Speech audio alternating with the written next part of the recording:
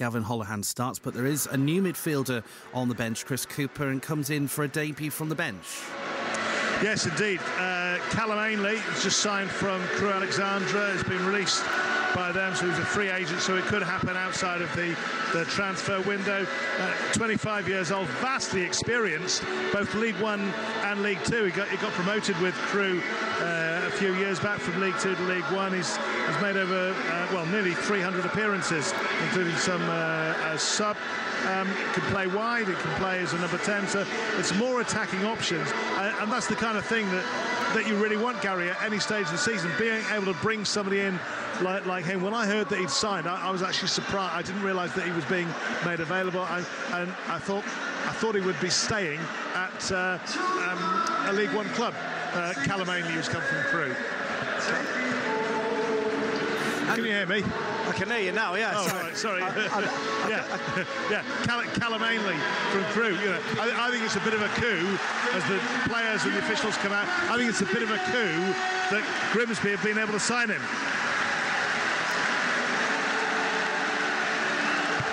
Do you want me to jump in at this point? Yes. I literally, my microphone's getting so much feedback. I'm sorry about that. Obviously, any addition to the squad at this stage, considering the amount of players we've brought in, it must be an important signing, and it's a real coup for us. Obviously, he's not starting at the moment, but it's good to have him in the squad. For me, seeing the return of Gavin Holohan consistently back into the side has been one of the biggest sort of returns that I wanted to see. He plays really well with Conte, and we've got a nice return to form as well for Harry Clifton as well. He looks like he's got his energy back as well, and that midfield really looks like it needs to support that attack. Danny Rose, for me, hasn't really kicked in yet, hasn't really found his form, spends a lot of time on the ground, but the manager clearly thinks a lot of him, making him captain and consistently playing him, so we'll see how that one pans out. Abu Issa, he's been the main man, hasn't he? He's got his shooting boots on. I was just looking to see the top scorers in the league, to be fair, and he's got to be up there, hasn't he? So far, I think he's got about 4 already, top goal scorers on 7. It's good to see that we've got a scorer appearing on that register. I think it's going to be important if we're going to make progress this year. The defence looks like it's got it right, only conceded 5 goals this season so far. That, for me, is a huge thing. It's typical of a Poylehurst team, very solid at the back. Bradford also look quite solid at the back, so I expect this to be probably a game of not so many goals, to be honest. I think that's the way I kind of see this one. Town looking like a bit of a possession side as time goes on, as the season's developing, which I like to see, and then hopefully striking up front with them midfield runners. I think as far as Bradford City are concerned, they've got a bit of a striker crisis, so it's maybe a good time to be playing them. Matt Derbyshire coming back in at the age of 93, well, 37 actually, but since he left English football prior to coming to Bradford in 2016 when he was at Rotherham, he's played in Cyprus, Australia and India. I bet today is as hot as any of the days he's had out in any of those three countries. But when you see someone like him still playing, you're not tempted. Well, absolutely. I'll get my boots back on if I want for the dodgy knees. But yeah, I mean, he's obviously kept himself right. Mark Hughes played till quite an age himself, so he'll have confidence in players like that, and you get so much experience from players like that. If he's got the legs in midfield and all around him, it can be a key sort of player. Obviously, Cook was the main man, wasn't he, last year? He was absolutely on fire. He scored against Town in this game, I think twice, and it'll be a big miss for them, but yeah, it's a good opportunity for Town to try and get a win. We need that first away. Is it the first away win of the season? Oh no, am I wrong? It would be, wouldn't it? Yeah, and Bradford obviously doing quite well, and good time to play. We've got a van on the pitch. What's all that about? Is that the match ball? That's bringing the match ball on. It's a little. It looks almost like a VW caravan, doesn't it? I'm trying to think what it is. JCT. It's sponsored by one of the local garages, but it's brilliant. It's a Ford Transit van, I think. But it's a little toy remote radio control one. Brilliant. To bring fantastic atmosphere, isn't it? Look at that now. Absolutely superb. 20,000 in at Valley Parade. We're on all frequencies, but we're not online. Chris Cooper and Gary Croft, your eyes and ears at Valley Parade for Bradford City against GrimsbyTown. About to get underway. It is 15th against 12th, and it's the Mariners who get things underway, kicking from right to left to attacking the Kop end in this first half. So Bradford must have won the toss, and Bradford have immediately got the ball back, and Kieran Kelly plays it back to the goalkeeper, and Grimsby almost win it back on the edge of the centre circle, but Bradford able to try to play it out and play it down the right-hand side, but it's out of play for a throw from Richie Smallwood, and the throw will be taken on the left-hand side by Danny Amos. Just to recap on the sides, Grimsby unchanged then from last week against Gillingham. Eastwood in goal, and Malarkey, Rogers, Maher, Amos, Conte, Ganoa, Holohan, Clifton, Issa on his former club, and Rose. And Callum Ainley, the new signing from Crewe, is on the bench, and the ball has gone all the way back to Jake Eastwood, who bowls it out overarm to the right-hand side. Good to see that Grimsby wearing the traditional black and white stripes against the Bradford City Claret and Amber. No clash at all. Ball in from the right-hand side, and it's cut out on the edge of the area by Sam Stubbs for City, but it'll come back to Abo Issa just outside the area. A few boos from the Kop directed towards him. He did nothing wrong when he was here, apart from get injured, which was hardly his fault, and he's having a real purple patch of it now in the colours of GrimsbyTown. He's got the ball back inside their own half. It's played square over to the left-hand side for Danny Amos. Amos back inside to Maher, still inside his own half.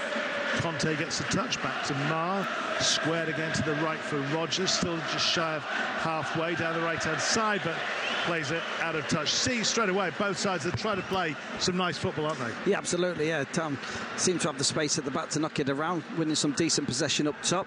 Bradford, nice short passes, a couple of missed straight forward passes though that have gone out, just allowed Town to dominate the early proceedings, but nothing of note really so far.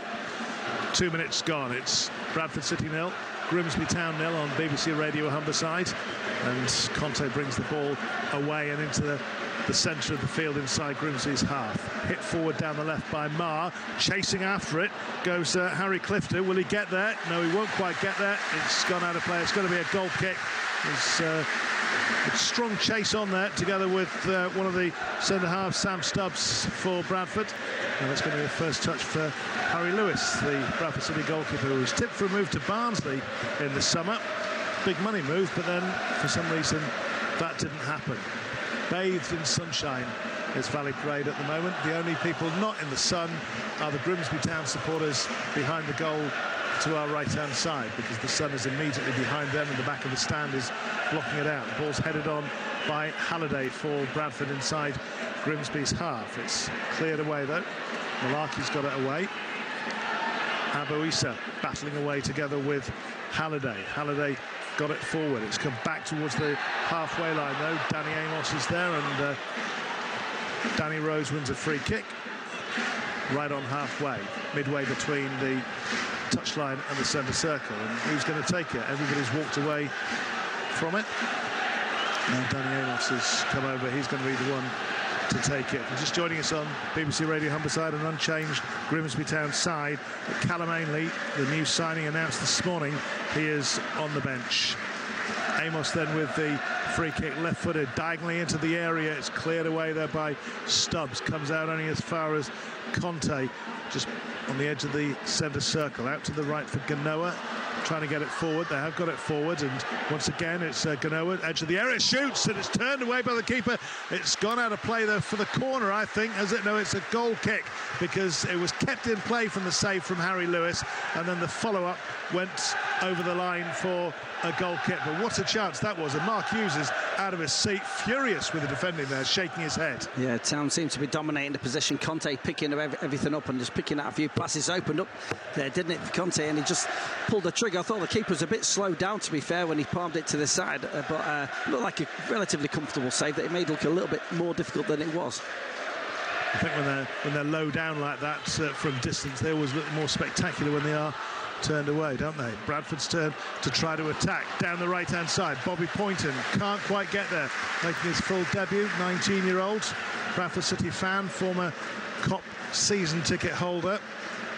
Plays wide, can play left or right. He's on the right today with Jamie Walker on the left-hand side. Throw into GrimsbyTown, 10 yards from the corner flag. By the time he's run up to take it, he's 20 yards from the corner flag. Let's come back towards Conte. And Conte in his orange boots plays it back towards the edge of the area, and Harvey Rogers rolls it out to the right-hand side for Malarkey. Malarkey up over halfway, threads it along the ground. Oh, and that's going to be a yellow card, I think, first of the afternoon. Is it for the Bradford City player who's just taken him out? No, Stubbs, I think it was.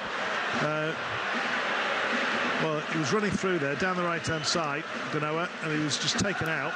And the referee has just given the free kick and nothing more than that. But a free kick in a dangerous position, wide on the right-hand side, Gary Croft. Yeah, it's unlucky really. Holohan got the ball in front of him, but kicked it straight out of play. And just unfortunately tempted the player in to bring him down. It's an early yellow card, but needs some quality time from this position.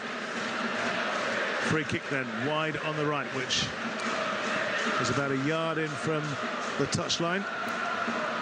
Conte with it, it's headed away from the penalty spot, comes back to the centre circle for Grimsby to build again. Bradford with everybody back behind the ball and all the outfield players inside the Bradford half at the moment. It's a good start this by Grimsby Town. Nice cross in from the left-hand side, cleared away though. It was a decent ball in from Malarkey, and Bradford get it back, then turn it forward, but Grimsby immediately have it again inside the centre circle. It's a really positive start that Paul Hurst will be pleased about with this. They've had a couple of, or one shot on goal which was saved, and then the follow-up was wide, but they're asking the questions at the moment, and Jake Eastwood has only had one touch of the ball so far, and that was just collecting it to release it. We've been playing some 6.5 minutes, gone quickly, and Bradford are going to get a free kick now. Brad Halliday has gone down. Abo Issa, the former Bradford City player, has taken him down. He's caught him just above the ankle. He's gone to apologise, but the referee, Sam Perkis, is going to have words with him. He's going to have to book him, isn't he? Well. Yeah, I mean, it was unlucky really. Again, it was just got tempted in. It was a bad touch out here on the right-hand side by Halliday. Issa's tempted in to try and win it. Didn't really stick a boot. I didn't do too much, but as the player passes it, Ian Vertin sort of more like kicks at Issa, and Issa doesn't really stick his foot out and do much wrong. But after giving the other yellow card, he has to give that one. Well, teammates a year ago, and now on opposite sides, and it's a free kick to Bradford. Halliday is okay. He's fit to carry on. Grimsby with everybody back inside their own half. Matty Platt takes the free kick diagonally over to the left-hand side of the area. Jamie Walker will collect it midway inside the Grimsby half. Has to play it back, though, towards halfway. And they'll try to build again. Played up over the top. No offside there against Matt Derbyshire, but not maybe as quick as they used to be, Gary Croft. It ran away and has gone out of play. It was a bit of a ruined one, though, actually. All the Town players stood up and you wasn't sure if he was offside or not. It was just overhit, only slightly, really, but the linesman kept his flag down. You wondered whether it was going to be one of them that he lifts up right at the death, but it's a bit of a worry that Town standing up and holding a high line. I haven't seen them do that. They normally chase the runners in. It's one of those that from here it certainly looked like it had to be yards offside, but then when you see the replays back, sometimes they're actually not, are they, when players are running in opposite directions. 0-0 still. Jake Eastwood with the goal kick down the left-hand side. And Conte heads it on, trying to win it back again is Holohan, and is through towards the edge of the area, but Bradford get men back to defend, and Matty Platt turns it to the keeper, who hoists it high up over halfway. Headed square by Marr, and down the right-hand side goes Malarkey. Back into their own half for Rogers. Quite content to knock it around at the moment with Conte. Rogers exchanges another pass. Rogers just outside the centre circle. Now comes up and over halfway, looking for options. Has to go back behind him. Conte had filled in for him at centre half. Intelligent play that by Kamel Conte. And now wide down the right-hand side. They try to push on. Gano was over there. Holohan was over there. It's again with Malarkey, threaded forward into the area. Now what can Grimsby do here? Can they keep it in play? They're desperately trying to. Danny Rose is up there, but Bradford have got it back again inside their own half, over by their left-hand side of the penalty area, and away by Sam Stubbs. Up over halfway, it'll drift out of play, and it's going to be a throw into Grimsby Town. 10 minutes gone. I think Paul Hurst will be pretty happy with the way they've started, won't he? Yeah, I think he'd be delighted. Yeah, it's exactly how he wants to play. They're just keeping it, and then probing. Some real good, intelligent forward runs by the two midfield too as well. Clifton nearly getting in there, just biding the time, retaining possession. They look like they're in control of the game at the moment. It remains 0-0.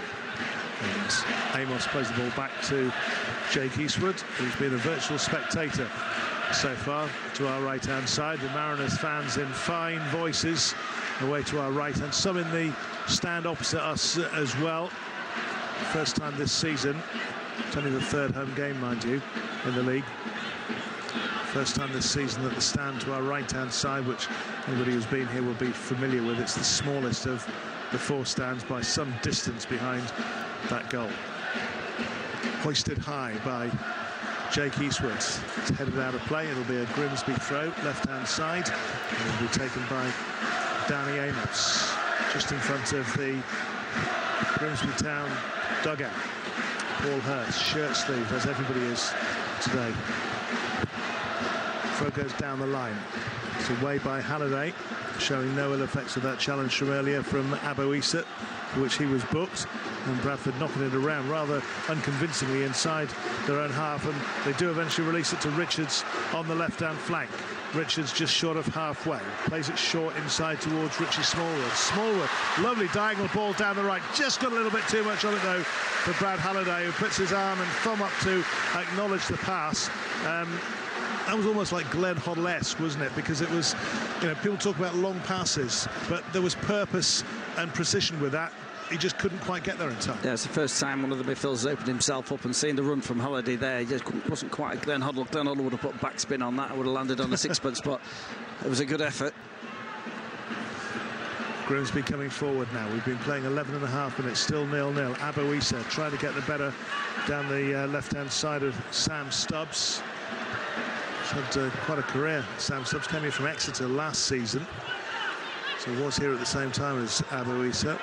And Grimsby have another throw midway inside their own half. Again, it's going to be Amos, the left back, to take it. Down the line it goes. It's headed by Platt in field for Bradford, and Rose actually ended up off the field. He was sort of knocked out of play there, but he's all right. It's another throw to Grimsby, which again will be taken by Amos. Again, left-hand side, this time midway inside the Bradford City half, away to our left-hand side, with Grimsby attacking from right to left as we look in the first half, and that throw is just drifted aimlessly behind for a goal kick. So 0-0. It's 15th against 12th. Bradford starting the day with 8 points. Grimsby a point ahead. If they could win here today, it would be history-making. The first time in a generation. The last win here was March 1997. Where were you in March 1997? No, I would have been at Blackburn. Right. Probably Matt Derbyshire was at Blackburn then as well. No, I don't think it was then, actually, no. It's around about there, wasn't it? He's 37 years old. He's from that area, isn't he? From Great Harwood, near Blackburn, and started there as a youngster. Here comes Amos again, left-hand side. Plays the ball infield to Marr. Nudged it forward for Camille Conte again. And then Issa bundled over by Halliday. There's a good little duel going on between the two of them. Mark Hughes demonstrating to the referee that he thought that it was a free kick the other way. And a little bit of remonstration from, I think that's Peter Nicholas from the Bradford City backroom staff towards the fourth official. And Marr plays the ball forward towards Conte, still inside their own half. Still the sun continues to beat down. There's a little bit of cloud away to our right-hand side as well, but mainly blue skies on a beautiful September morning. It's more like a July day in Spain. Down the right-hand side come Grimsby down. Far side of the field. They're trying to work their way into the area, but they're having to go backwards with Conte just outside the area, and they might have to go all the way back into their own half here. Bradford putting everybody back behind the ball there. This is Rogers, squares it to Marr in the centre circle, and wide out to Amos on the left-hand side. They'll no route down the right, so they'll try down the left. And Bradford trying to press them and keep them back inside their own half, and they're doing that successfully at the moment. Bradford with everybody back behind the ball. Now Conte plays it wide out to the right-hand side. What can they do from there? Can they get a cross in?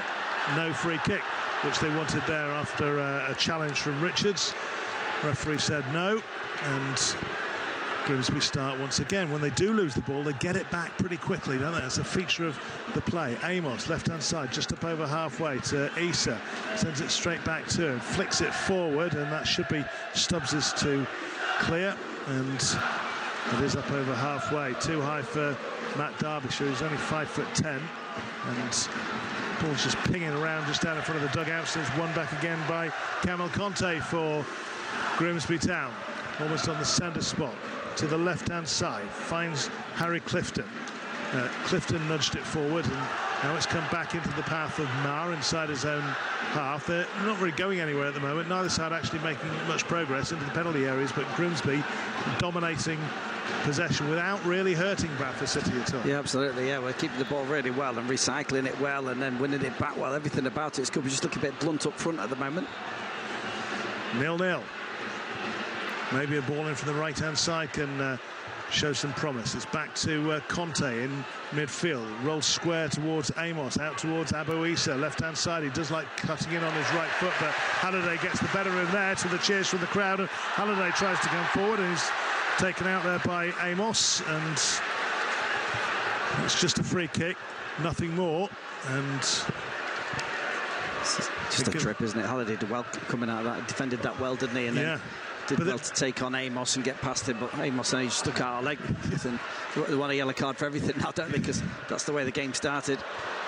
But Halliday sort of looked up and thought, there's no one up ahead of me. What do I do? I've got no support. Now Bradford pushed forward down the left-hand side. Walker is over there, but the ball is put into touch by Roger on the right-hand side, which is Bradford's left, right in front of two sections of the stand on the far side, which are occupied by the Mariners supporters. Walker gets it back again, left-hand side, driven in towards Derbyshire.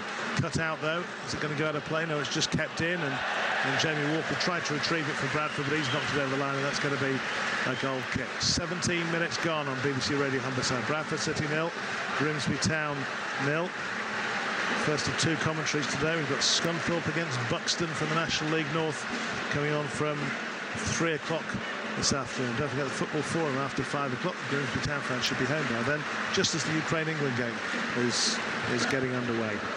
0-0 with a third of the way through the first half, and Jake Eastwood with the ball at his feet, and he's going to take the goal kick from the left-hand side of his goal. He's taking his time over this, isn't he? No doubt time will get added on for that. I'm not saying it's time wasting at all. It's just he's taking his time over it, and now he sends it forward up over halfway. Stubbs gets underneath it, heads it down, and that's out of play for a Grimsby throw just on halfway, which Amos will take. Left-hand side, right in front of the fourth official, right in front of the Grimsby Town dugout, and throws it forward, and it's headed away again by Bradford, and Conte will win it back, and leaves two City players, one City player on his back, and one almost going over, as the ball comes down the right-hand side with Grimsby for Ganoa to try to tease a way in.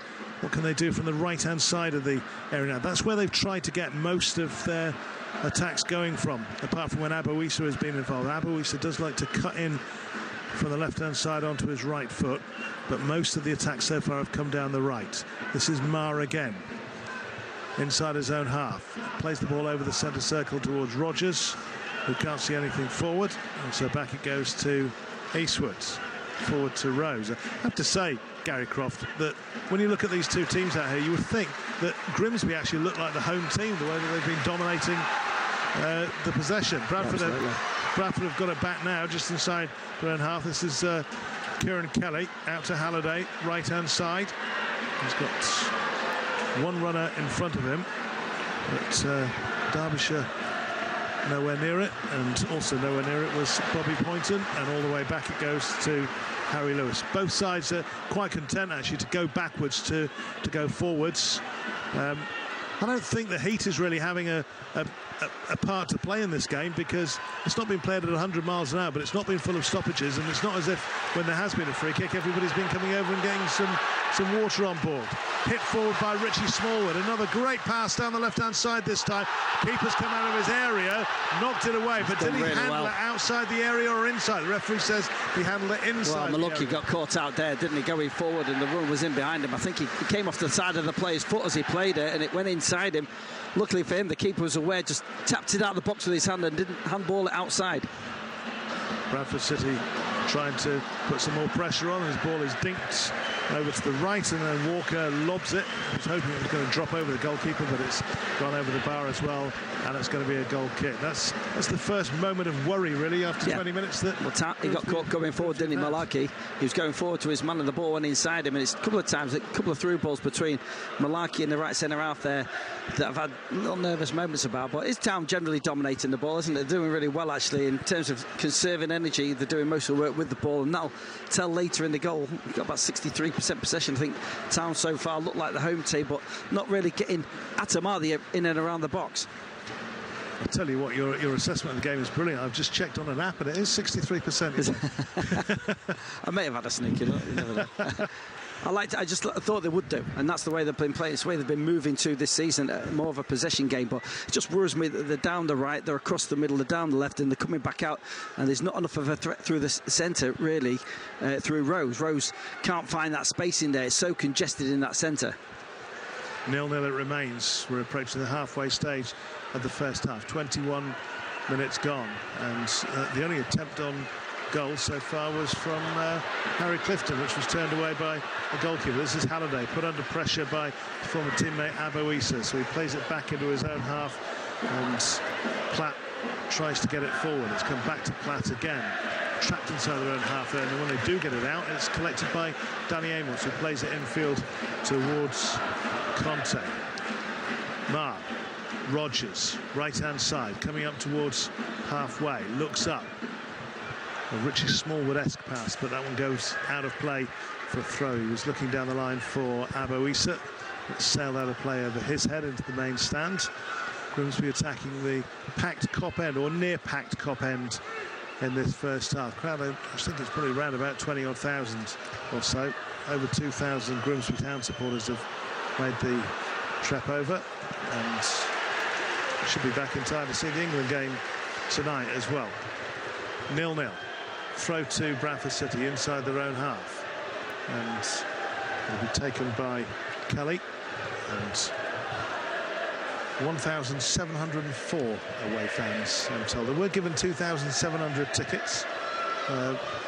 People were able to pay on the day, and I suspect that a day out of the football on a day like this was a big Sky, isn't it? Speaking to Steve Ray, Sky's had an effect, unfortunately, on the attendance. Yeah, it will do. I was trying not to mention that. Oh, sorry. This is Danny Amos. Amos playing it back into his own half. Marr and Rogers. Almost a little bit short, but Derbyshire nowhere near getting to it. Eastwood clears it up over halfway. Headed powerfully forward by Stubbs, who was the spitting image of his old man. That's offside. And free kick to Grimsby Town, midway inside their own half. And Rogers looks across to the assistant on this side. I think he wanted a flag earlier for a free kick or something, but it was just an offside. And it's with Amos. Plays it over the centre circle, over to the right-hand side, and cut out by Holohan and brought forward right-hand side. Smallwood trying to square up to Grimsby to press them, to force them back, which is exactly what he's done. They've gone back into their own half. It's with Roger again. Right-hand side, Malarkey, what can he do? Plays it forward, and won back for City by Kieran Kelly, who, like Abo Issa, was booked in the opening 7 minutes of the game.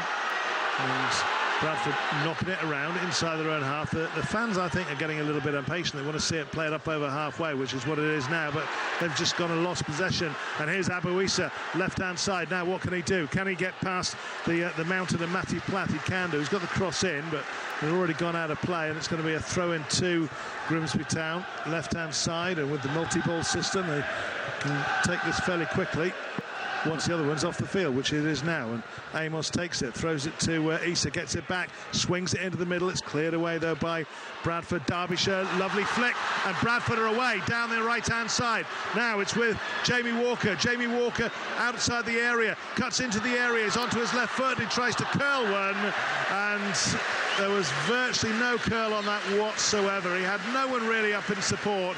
He was going for glory. Grimsby Town defenders getting back in numbers. He really had no other option, I think, other than that, but he was way off target after what had been a very, very promising move for Bradford, which had actually come from Grimsby's throw-in. Absolutely, yeah, they lost it. It's lovely touch by Derbyshire. I don't know, the drinks break or something at the moment. This was unusual. Must have, it's halfway through the half, isn't it? I will as well. Keep talking. But yeah, lovely touch by Derbyshire to lay in Walker down on this side. But when Walker looked up, he was no one in the box. You could see Derbyshire chasing, trying to get in, and he sat down Abuisa, had chased back very well, actually. Sat him down a tree. He was still sliding out the stand, I think, but his left foot curler way off target and over the bar. But we need to see, I think Town would prefer, actually, Bradford threw a few more bodies forward, because it'll make more of a game of it. There's no room in and around that box for Town at the moment, and it'd be a much more exciting game if we saw a little bit more of that. I think it's been a very cautious start by Bradford, but at the same token, I think the pressure from the Grimsby side has been superb in midfield. They're not giving him any time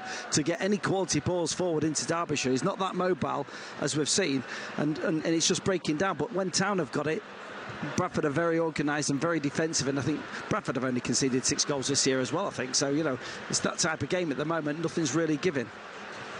Managers love drinks breaks, not because they're getting water on, but they get an extra couple of minutes with the players, don't they? It's a time-out, yeah. Both Mark Hughes and Paul Hurst quite animated, talking to the players. Mark Hughes was deep in conversation a moment ago with Matt Derbyshire, and Paul Hurst has been talking to Abuisa and Gavin Holohan as well. It remains 0-0, not for the want of trying. It's not that the goals have been peppered, because they certainly haven't been, but there's been promise, but nothing more than promise really so far. And I think if you were marking it out of 10, I think you'd probably be saying it's a 6 out of 10 game so far. It's more of a game of chess at the moment. It's been just manoeuvring each other around, being very cautious in possession. No one's really throwing too many bodies forward, and when it does happen, when there is a bit of a break, then we start to see the action when people do take a chance, and that'll happen more as the game goes on. I think at the moment it's just a bit hot. Everyone's just sussing out if they're going to last the game, where the flow of the game is and things like that. And I think this game will certainly heat up. Bradford will want to get their home record going, and Town obviously need that first away win too. Tell you what, you know, with these drinks breaks, TV companies will love them as well if they can get them formalised, because then they'll get another ad break in them as well, won't they? Unless it's the BBC, of course. 0-0 it is on BBC Radio Humberside between Bradford City and Grimsby Town. Grimsby looking for their first win here since March 1997. If I were to say to you, Mendonca, Roger and Livingston got 3 of the goals that day, would you know who got the 4th one? In a win here? Gilbert? No. Childs? No. Could go through the list then. No, you could go through the list and you wouldn't get it, because it was actually a Nicky Mohan own goal. It was a trick question. There we go then. Which was the second goal, but it was a trick question. It was Steve Livingston who got the winner of 4-3 win that in the old Division 1, which was the championship as it is now. Both these sides are way away from that as things stand at the moment. Ganoa wanting to send the ball in from the right-hand side. It's knocked down inside the 6-yard box and cleared away by Bradford. So it'll be met by Mayer just outside the centre circle. He gives it to Roger the other side of that. Then Malarkey. Nice little 1-2. Malarkey, edge of the box, then runs into a little bit of trouble in the form of McDonald. But they get it back again to Grimsby, just inside the area. Might roll out down the right-hand side for a cross. No, it won't. It's cleared by Kieran Kelly. And into touch over the far side for a throw into Grimsby. It's more controlled, though, isn't it, when Town attack? You know, they're trying to work positions. I feel like Bradford, like you said, like they're a away team, aren't they? Just breaking. And Town are trying to work things. Well, they've had 2 breaks, haven't they, Bradford, neither of which have come off for them. Grimsby had that one effort early on in the game that was saved by Harry Lewis, but other than that, there's been some neat approach play in between the 2 penalty areas, but little actually inside the boxes. Maybe a long throw in now from the right-hand side from Grimsby. 29 minutes gone, although in this day and age that might actually only be 25 minutes, mightn't it, with the drinks break and stoppages. Throw-in is taken. Bradford trying to get it away through Lewis Richards. He does, but it's only onto the head of Conte. Grimsby over in the far right-hand corner trying to win it back, and have done with Ganoa, who's over there. Now, can he get the ball into the box? Is half a chance. Ganoa again, but it's cleared away once more by Bradford and whacked forward by Matt Derbyshire. And that'll tell you there's no one up there to get onto the end of that, by the fact that it was him that whacked it away from inside his own half, deep inside his own half. Throw-in quickly taken by Roger to the goalkeeper Eastwood, and Amos will start down the left-hand side, up over halfway. flicks it forward, but nobody had read that one at all. Goalkeeper was able to pick that up because although Alan Stubbs knocked it back to him, he slipped over while he was trying to do so.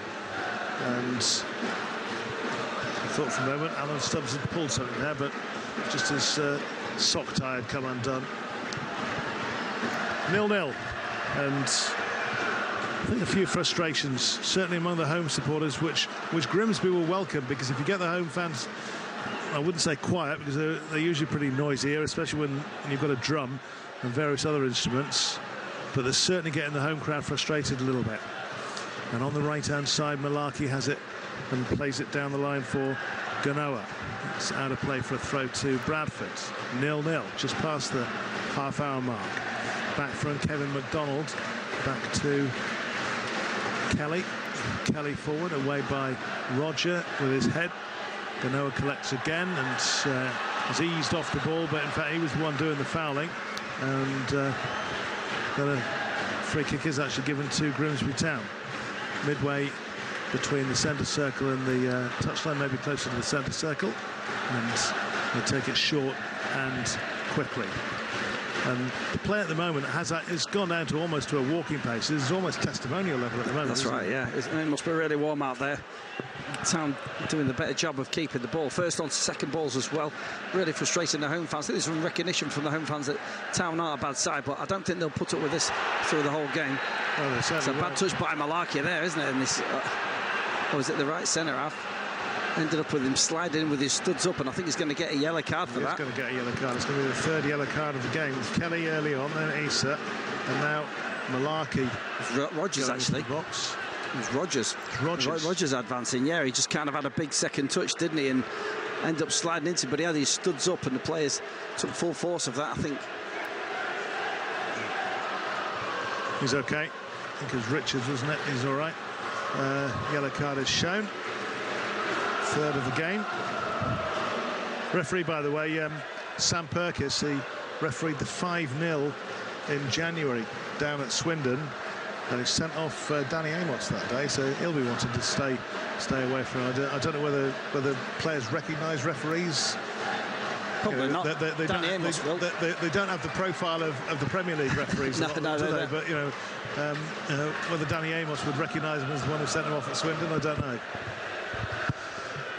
Eastwood with the ball at his feet. The free kick from Bradford came to absolutely nothing, just like that goal kick. That's just sailed straight out of play, and he apologises for that. Halliday will take the throw-in alongside Paul Hurst, and coaching staff from GrimsbyTown just trying to get a little bit more out of Grimsby at the moment, but they've been the better side for the most part, and they've dominated possession, but with no end product to show for it. And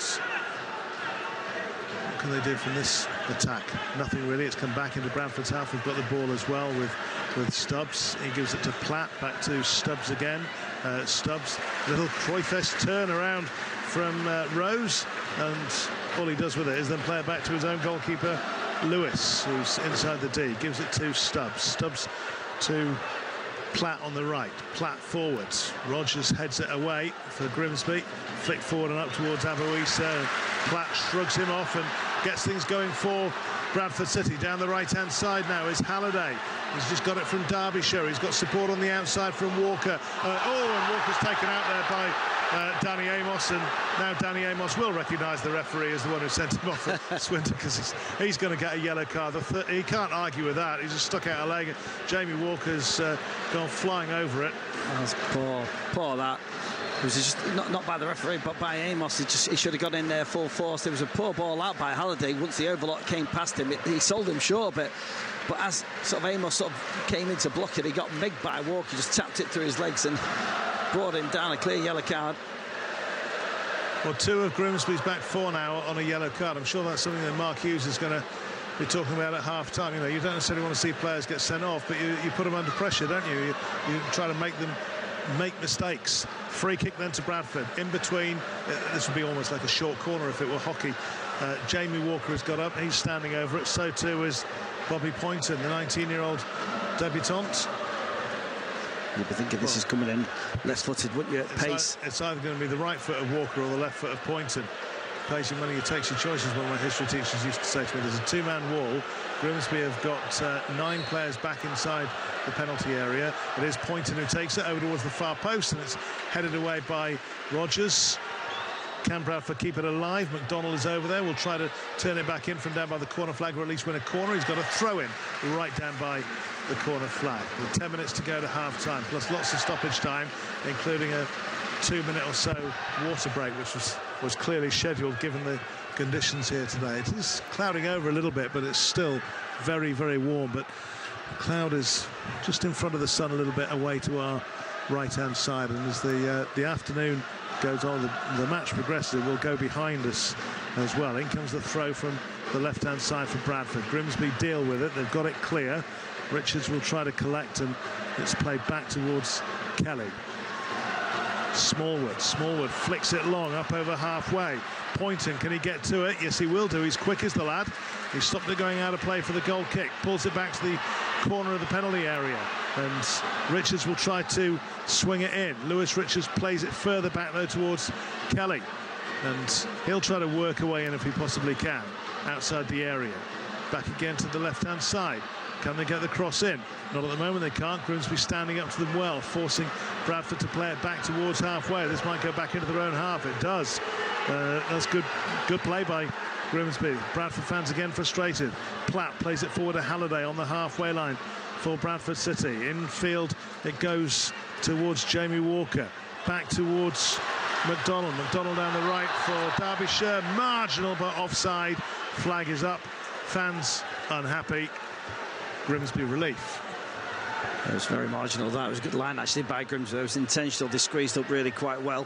First bit of possession was seen by Bradford, but they missed the opportunity on the left, didn't they, when Richards didn't whip it in. It was about 3 or 4 players ready making the run off it being rolled back, and he didn't put it in. And it went all the way back. Real frustration amongst the Bantam fans there. 7 minutes to go to the end of the schedule. 45 minutes. Was that a wasp or a fly? You were flitting away. Was it a wasp or a fly? Horrible. Oh, some nasty wasps around at the moment with this late summer that we're having. Ball is going to go out of play for a throw into Bradford right down by the corner flag. It was blocked by Grimsby, by Conte, and ricocheted off him some 30 yards or so. And Bradford fans try to find some noise in the stands again to encourage the team on. Quite a lot of people are already starting to make their way to the bars, etc. for half-time, for rehydration. That's their excuse anyway in this heat, isn't it? Do you fancy a pint of rehydration? That's going to be a free kick, I think, to Grimsby. No, it's not given. I thought it would have been by the referee. A foul, I thought, by Smallwood on Amos, but it's just a throw-in, which will be taken by Halliday on this near side, which is the Bradford City right. We're attacking the City end of the ground. That's the small stand, if you know Valley Parade. And when you see it on the TV, we're on the other side from the main cameras as Grimsby stride forwards with some purpose down the right-hand side out towards Ganoa. Can't get a cross in. Plenty of players back for Bradford to stop the way in. Can't stop the cross, but they do clear it away comfortably. Halliday getting the head on it, and he's got another touch to it as well now, and Jamie Walker is here. Can he keep that in play? Well, he's just played it out of play off Marr for a throw-in on the halfway line, right-hand side, which Halliday goes to take. Smallwood wants it, gets it. Halliday gets it back, gives it to Walker. Neat ball in field. Neat little intricate play by Bradford, but then in the end they give it away, and Grimsby press forward down the right-hand side. Ganoa. Now, what's he got in the locker here? Can he take on 1? Can he take on 2? Can he take on 3? He's got it forward in towards Danny Rose into the middle, and the keeper palms it away just as Abo Issa was hoping for a tap in. Or can you imagine if he'd scored that down at the Kop end? Absolutely, yeah. It would have been a fantastic goal. Really nicely worked by Town there. Patient play, well intercepted by Malarkey, broke in. Well worked inside by Nahura, and nice run. First time really seen Danny Rose getting any of them positions, and it was a great run, great ball back. Keeper just palmed it out. Could have been anyone's, but it got away unfortunately for Town. Thought it was going to be a corner. It's not. It's just a throw-in. Not had a corner in the game yet for Grimsby. In fact, we've not had a corner for either side as yet. Now we've got a goal kick for Bradford. Several players over there have bounced around, and and inevitably went out for the oh, it's not going to be a goal kick, it's going to be a throw into Bradford right down by their corner flag. We're into the final 5.5 minutes of the regulation 45 minutes. So what is a beautiful, bright, warm, sunny afternoon as the throw-in goes down the line from Richards. Comes back towards the edge of the City penalty area. They clear it with some venom all the way up towards the edge of the Grimsby box. And Mayer plays it towards Amos, left-hand side. Left-footed, big boot forward, headed away, only as far as the edge of the area, and then Platt will hook it over his head up towards halfway. Little flick from Derbyshire. Walker going chasing, and it's going out of play, and it's going to be a throw-in to GrimsbyTown. Player has ended up Mayer, isn't it? When he's got to his feet now, he's okay. There's a slight runoff there, isn't there, in between the edge of the pitch and the path around it. A little bit of a slope. Still 0-0. If it were a game of throw-ins, there you are, there's a name for it. Game of throw-ins, game of throw-ins, it would have been a belter, wouldn't it? Yeah, absolutely, yeah. And lows down this side. I've never watched that. I haven't got a clue what it's all about. Still 0-0. And probably about level on the number of throw-ins as well. 4 minutes plus stoppage time to go to half-time. Harry Lewis kicks out for Bradford City. He's looking for Matt Derbyshire, but Rogers towers above him and heads it forward, and Malarkey on the right-hand side finds Ganoa. This is midfield enforcer Camille Conte, who started off really well. He was prompting and probing quite a bit, wasn't he? Here's Ganoa, edge of the area. Well challenged, though, by Bradford. Platt getting in the challenge. Ball breaks for Amos, back into his own half for Mayer. And we're getting towards that time where people say it would be psychologically important to score just before half-time. In my mind, you were the professional, Gary, but there is no such thing as a bad time to score a goal, really. Absolutely, yeah. Unless you're the away team at Old Trafford and you score after 2 minutes, and then you end up losing 5-1 rather than 5-0. Exactly. In those days, anyway. Maybe it's different grounds that applies to these days. Just an aimless ball forward from Bradford, which is collected by Jake Eastwood. He had to wait for it to arrive. Gives it to Mayer, gets it back, plays it over the head of Jamie Walker, comfortably to Amos, the left back, as the cloud moves away from the sun. And we're in about 27-28 degrees of beautiful Yorkshire sunshine again now. Just need a beach, really, don't we? This is Abu Issa. Plays it back towards Amos, takes one touch, second touch towards the edge of the area for Clifton. Back towards Conte. Conte on halfway is Mayer. To his right-hand side is Rogers. 2.5 minutes to go. Is this going to improve before the half-time whistle, I wonder, as it's headed away by Halliday, only as far as Amos. Amos squares it across the box, and Ganoa's brought it down well. Now, can he twist-turn past Richards? Ball comes in from the right-hand side. Simple header, goal, 1-0. GrimsbyTown right on the stroke of half-time. Danny Rose putting GrimsbyTown in front. He couldn't miss from such close range. It's Bradford City 0, Grimsby 1. Well, he couldn't miss because of the quality of the ball from Malarkey, but what a fantastic goal that was. Well worked down the left. Beautiful switch of play. Looked like it had been over here, but Madhura brought it down over his shoulder superbly. Thought the attack was going to win. Rolled it back. Malarkey didn't even look up. He knew what body he was going to put on. And Rose, who we haven't seen that much of really, has come into it a little bit towards this period here. Couldn't miss, 2 yards out, but he put it right down in the bottom corner. Really good finish. Well, there's even more of those Bradford City fans heading for their pint of half-time rehydration now, and the Grimsby fans away to our right-hand side, and on the far side in that corner they are bouncing. Bradford City 0, GrimsbyTown 1. A minute to go to half-time plus stoppage. Danny Rose with the goal right in front of the Kop end. And what's going to be the Bradford response to that? Well, they were looking jaded, I thought. In the few minutes before that, Town had quite a lot of possession. They looked tired, I thought, Bradford. They just wanted to get in for half-time, so I can't see a surge. Well, as you've been a professional, Gary, but I even learned at school it's much easier and less tiring playing football when you've got the ball than when Absolutely, you haven't got, yeah, and that's what Town have done. Yeah, they've set off like that from the very start. I think it's not just purposely for this game and the weather. It's how Town have started to play. They've been dominating teams possession-wise. Conte has picked the ball up all day today. He's just in the right place. It looks like a superb signing, but also I think Holohan's been very good at that. The two centre-halves have been good. It's been a fantastic, solid performance across the back eight, and it's been, we're looking for that moment of magic up front, and we got it there from Malarkey in that header. 0-1 as far as the scoreboard is concerned, and we're about to find out how much stoppage time there is going to be added on as the ball is chested down by Bradford's Halliday. 4 minutes is all we're having. Halliday down the right-hand side, flicks it forward, and it's cleared away by Mayer. And that's a little bit of frustration by Platt. He's just bundled over the goal scorer Danny Rose there. And Mark Hughes is having a go at Rose, and I think he's wrong. To be fair, Rose goes down a lot, actually. If you've seen him a few times this season, he feels the touch and he goes down. But that time, he got bulldozer from the back. Mark Hughes isn't having it. He's probably talking about the other times he's maybe gone down, but that time was a foul. Yeah, just charged into him, didn't he? But real frustration, that. I think Mark Hughes feeling frustration of the game as well. One thing I've noticed this season, we're getting on the scoreboards the amount of, not just the stoppage time, because previously they would stop at 45, but now they're actually ticking them over, aren't they? Which is good. Saves you having to start your own watch. Grimsby leading by a goal to nil.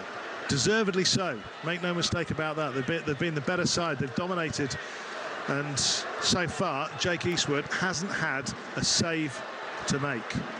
So the planning and everything from Grimsby Town so far, meticulous, has been spot on and has worked to an absolute T. And they've got a throw in as well inside their own half. And chance of sacked in the morning, directed towards Mark Hughes. Today his 77th game in charge.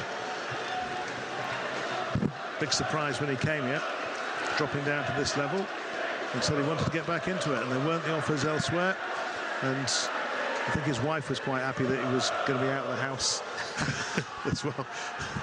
They do say there's grumpy Mark Hughes, would you? Yeah, there's nothing quite as miserable as an outwork football manager waiting for that phone to ring. Danny Amos has gone down and on this near side and is going to get some treatment. As soon as the physio comes on, he gets to his knees. So it's going to add on a little bit more time. Well, you don't want to talk about it too soon, but it's been the perfect away performance so far, considering everything, really. The conditions, the ferociousness of the fans and the environment, the way they've handled it. They've kept the crowd quiet. They've nullified their attack. They've kept possession. They've threatened. Not enough, I didn't think. I think Danny Rose, not seen enough of him, but as the game's wearing on, I just noticed in the 5 or 6 minutes before that, Danny Rose got in down the side, didn't he? Got another one into feet. Started to find the areas that we want to see him in. And then he just pulls off his man for that goal very cleverly. It was a brilliant ball in by Malarkey, but what made it was the touch, wasn't it? The crossfield ball over to the far side. It's gone over his head. He's just pulled it out of thin air. And a very early laid back, and like we saw with the Bradford guy on the far side, when he did put it in, Richardson took it back. Malarkey didn't change his mind, just ran onto it. Lovely first time cross, and everyone can time the runs. And there you have it, 1-0. Indeed, 1-0. Perfectly described by former Grimsby player Gary Croft on BBC Radio Humberside. We'll be back with James Hogarth at half-time in a couple of minutes' time. We've got a second commentary coming up this afternoon as well. Scunthorpe United against Buxton from National League North. I'm sure James will be keeping across everything else that's happening on the world of sports. And what a day it is, because there's England rugby tonight as well, isn't there? And the England women's cricketers are playing Sri Lanka up at... I was up there yesterday actually doing some interviews, and my word, they're well fired up for that game, having lost the T20 series to them. James will no doubt have a look at the scoreboard. 1-0 Grimsby Town leads. We're in the fourth of 4 minutes to be added on, but there's probably going to be at least another minute or so because of the injury to Danny Amos, who's got to stay off the field for the requisite time, having received some treatment. And Grimsby still pushing forward with just the 10 men at the moment down the right-hand side. Ganoa, what can he do there? He's trying to take on Richie Smallwood, the former Hull City captain, and he's conceded a free kick. and it's down by the left-hand corner flag, and Grimsby back to a full complement of 11 as Danny Amos jogs onto the pitch from the near side. Well, we've had the 4 minutes of stoppage time. There will be a little bit more though because of the stoppage time within stoppage time, and I get the feeling the away dressing room at half-time is going to be a pretty happy place. I don't think Mark Hughes is one for throwing teacups, either metaphorically or literally, but you could understand it if he were to change his mind on that today. Yeah, absolutely, and it's more frustration really. They just haven't got the game going. He'll be frustrated himself, and I wonder what he's got on the bench to change this, because this needs a total ramp up from him. I think it's going to be difficult for Bradford to sort of get out of this rut. It's all very one pace from them. Well, one player they've got on there is the new signing from Norwich City, Jonathan Tompkinson, who came online this week, and also Alex Gilead, who's back here. So he can push forward as well from the flanks. Listen to those boos. That tells you that the Mariners are well on top. There's only one goal in it, but they're deservedly in front. Danny Rose header, quite honestly, he couldn't miss. Paul Hurst takes a swig of water from his bottle. He'll get a nice chilled one at half-time, I'm sure. He'll be thinking as he walks off the 50 yards or so down to the right-hand side of the tunnel, what can I say to them? I think he'll probably just say, just try and keep going, and if you can get a second goal, do so, because at 1-0, you're never sure, are you? Because anything can happen. But they've certainly got a big platform, and let's be honest, Bradford have just not threatened. Yeah, you'd say on the basis of that, Town should come out and finish the job, but you know he's going to get them fired up in there, Mark Hughes, isn't he? But Town are very level-headed. The manager couldn't get any more level-headed if he tried, and he'll just make sure that they come out and play the same way. They'll make them aware of all the changes that could happen. I mean, when players come on and change games and bring new energy, they've got to deal with that, so we'll be putting that all in their mindset and all the different stages of the game now to take this through. But the possession and the way they've approached the game has been absolutely spot on for the type of game it was going to be, the type of game that he wants to play, with the sunshine and everything like that. And nicking the goal at the end, Danny Rose, quite a quiet game in all fairness for me, on the floor a bit too much, but then came into it, and that's all you want your strikers to do, isn't it? Get your goals, and he was there. It was a real good header. That's a sign of a good striker, isn't it? You know, I know some strikers, you know, managers want them to do more, track back, do this, that, and the other, but they're paid for one thing, and you know, if he's there, right place, right time, bang. You know, you might think it's a simple goal. It was a simple goal, but he was in the right place at the right time, wasn't he? And that's what the good strikers do. Yeah, it was the move and everything like that, wasn't it? It was the ball in from the right back, got forward well, Nahura's touch. Everything about that goal was real quality, and I'm pleased they got it. They really did deserve that, I think. You know, it would have been Bradford were happy, I thought. They were cruising into half-time, but Town pushed on that. Just 10 minutes before half-time, it was almost like they wanted it, and they committed more men forward. Started with a few attacks, started making a few more runs, committing players, and they got the rewards. There you are, James. Cast your mind back to primary school. That's the last time that Grimsby Town won at Bradford City, and they're halfway to doing it again, courtesy of a Danny Rose header on 43 minutes. Bradford City 0, Grimsby Town 1 at the break. Yeah, we said, Chris Cooper and Gary Croft, that it was 26 years since Grimsby Town won at Bradford City. I'm just doing that maths. I was indeed at secondary school, and I think I was doing my A-levels, or halfway through A-levels, the last time that Grimsby Town beat Bradford City at Valley Parade. Back for second half commentary with Chris Cooper and Gary Croft on the way very soon. So it is a good afternoon so far in the sunshine in West Yorkshire for Grimsby Town. Danny Rose's goal on 43 minutes, the difference between the Bantams and the Mariners.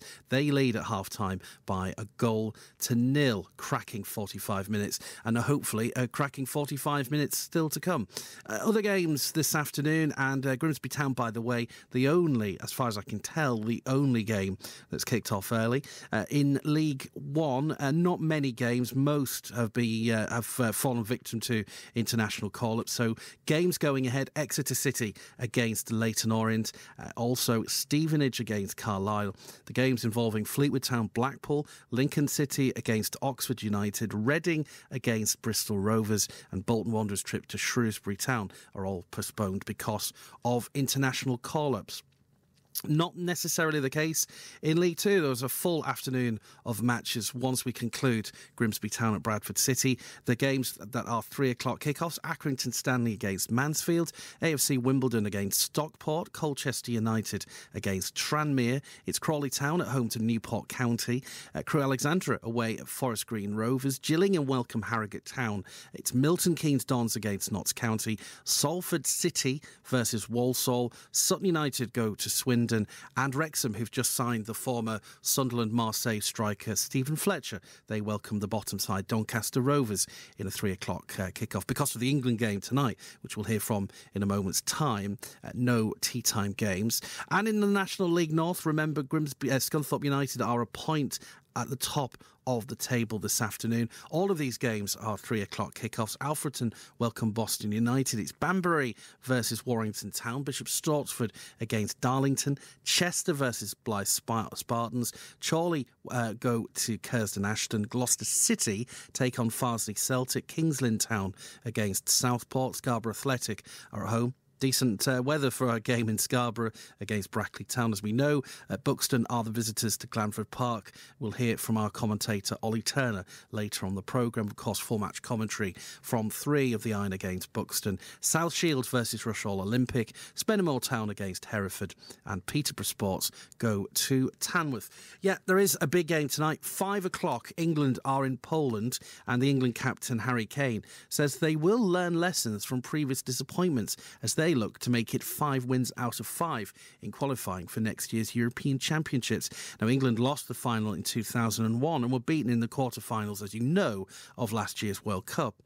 At 5, they take on Ukraine in Poland. We're close. We know we're close. I think we're building in confidence every tournament we play and every camp that we're together. We know the threats that we have, and we know, we've earned the respect of every team around the world. So it just comes down to doing it on the big stage and on the big occasion, and we just haven't quite got over the line. Harry Kane, the England captain, of course, seems really strange to say, but the Bayern Munich striker as well. Well, let's stay with England, and manager Gareth Southgate said he didn't have any hesitation in picking midfielder Jordan Henderson for this evening's European Championship. As you know, the qualifier against Ukraine is in Poland. Now, Henderson recently moved from Liverpool to the Saudi Pro League. Now, he's been a vocal ally of LGBTQ plus community groups and said in an interview this week that he was hurt by criticism of his move to a country where same-sex activity is currently illegal. No, he's good. He's, he hasn't looked any different to normal in training. 4 weeks ago, he was the captain of Liverpool, so not a lot has changed in that period of time in terms of his. He had a very strong, went back in very good physical condition, and of course has been playing in the heat recently as well, which we've been training all week in quite a lot of heat, and I think tomorrow will be warm as well for the game. And frame of mind, okay? Because I don't know how much you can hide away from it, but he must be aware of what's been going on the outside. Yeah, I mean, look, we have a lot of players that have to deal with a lot from the outside, so he's a very experienced player, and he's had very good focus in training, and his only ambition this week is to help us to win the game tomorrow night, and he's a very important leader for us. Let me ask you about the central defenders, because of the group that you have here, and I know you said it is a very different group. Harry Maguire's got 57 caps, I think it is, and the others have got 8 between them. And obviously the point is very clearly made about how little football Harry Maguire has had. But what is the worth of those 57 caps for England when you're considering his position and whether to pick him in the team? Well, there's the quality of the player first, and then there's the experience on this sort of occasion. So both are very relevant. Yeah, normally we're trying to transition a group, and you've been able to give a lot of caps to players. So a lot of our young players have a lot of caps. This is an unusual situation because we've lost 3 or 4 centre-backs from the batting order very quickly who've had a lot of caps over the last 2-3 years, and in some cases longer. So we do now find ourselves with John missing as well, with players with fewer caps, but everybody has to start somewhere, and these are great games this week for players to come in and thrive under the spotlight of playing away from home against a passionate and partisan crowd and against players of a high level. Let me ask as well, because it's your specialist position, in terms of who plays where, who plays on which side of the central defenders, how much have you got to take into account that?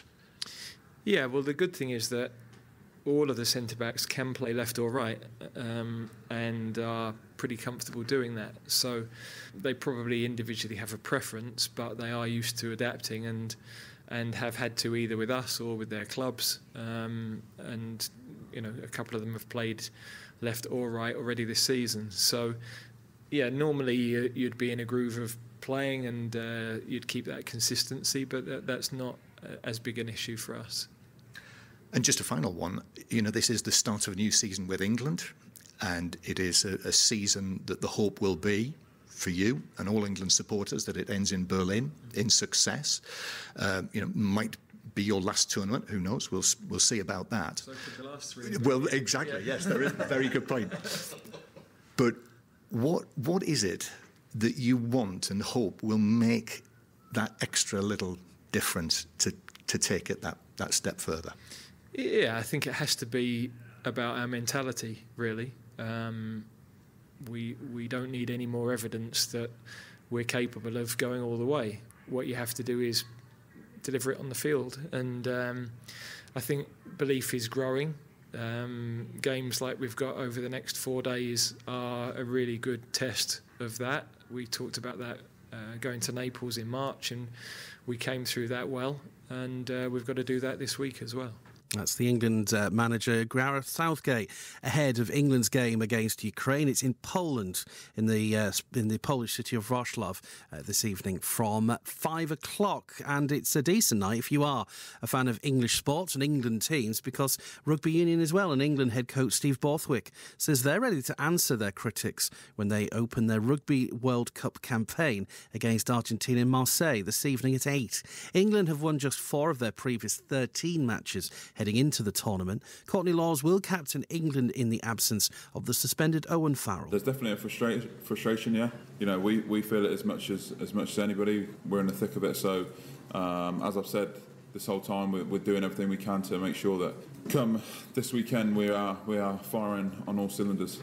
And tennis, Daniil Medvedev will take on Novak Djokovic in tomorrow's US Open final, a repeat of 2021, which Medvedev won. The Russian beat the reigning champion Carlos Alcaraz in 4 sets, while Djokovic, chasing a record equalling 24th major title, breezed past Ben Shelton in straight sets. Overall, the tournament so far has been great. I've been performing very well. Most of the matches went straight sets, except one where I had to come back from 2 sets to love down.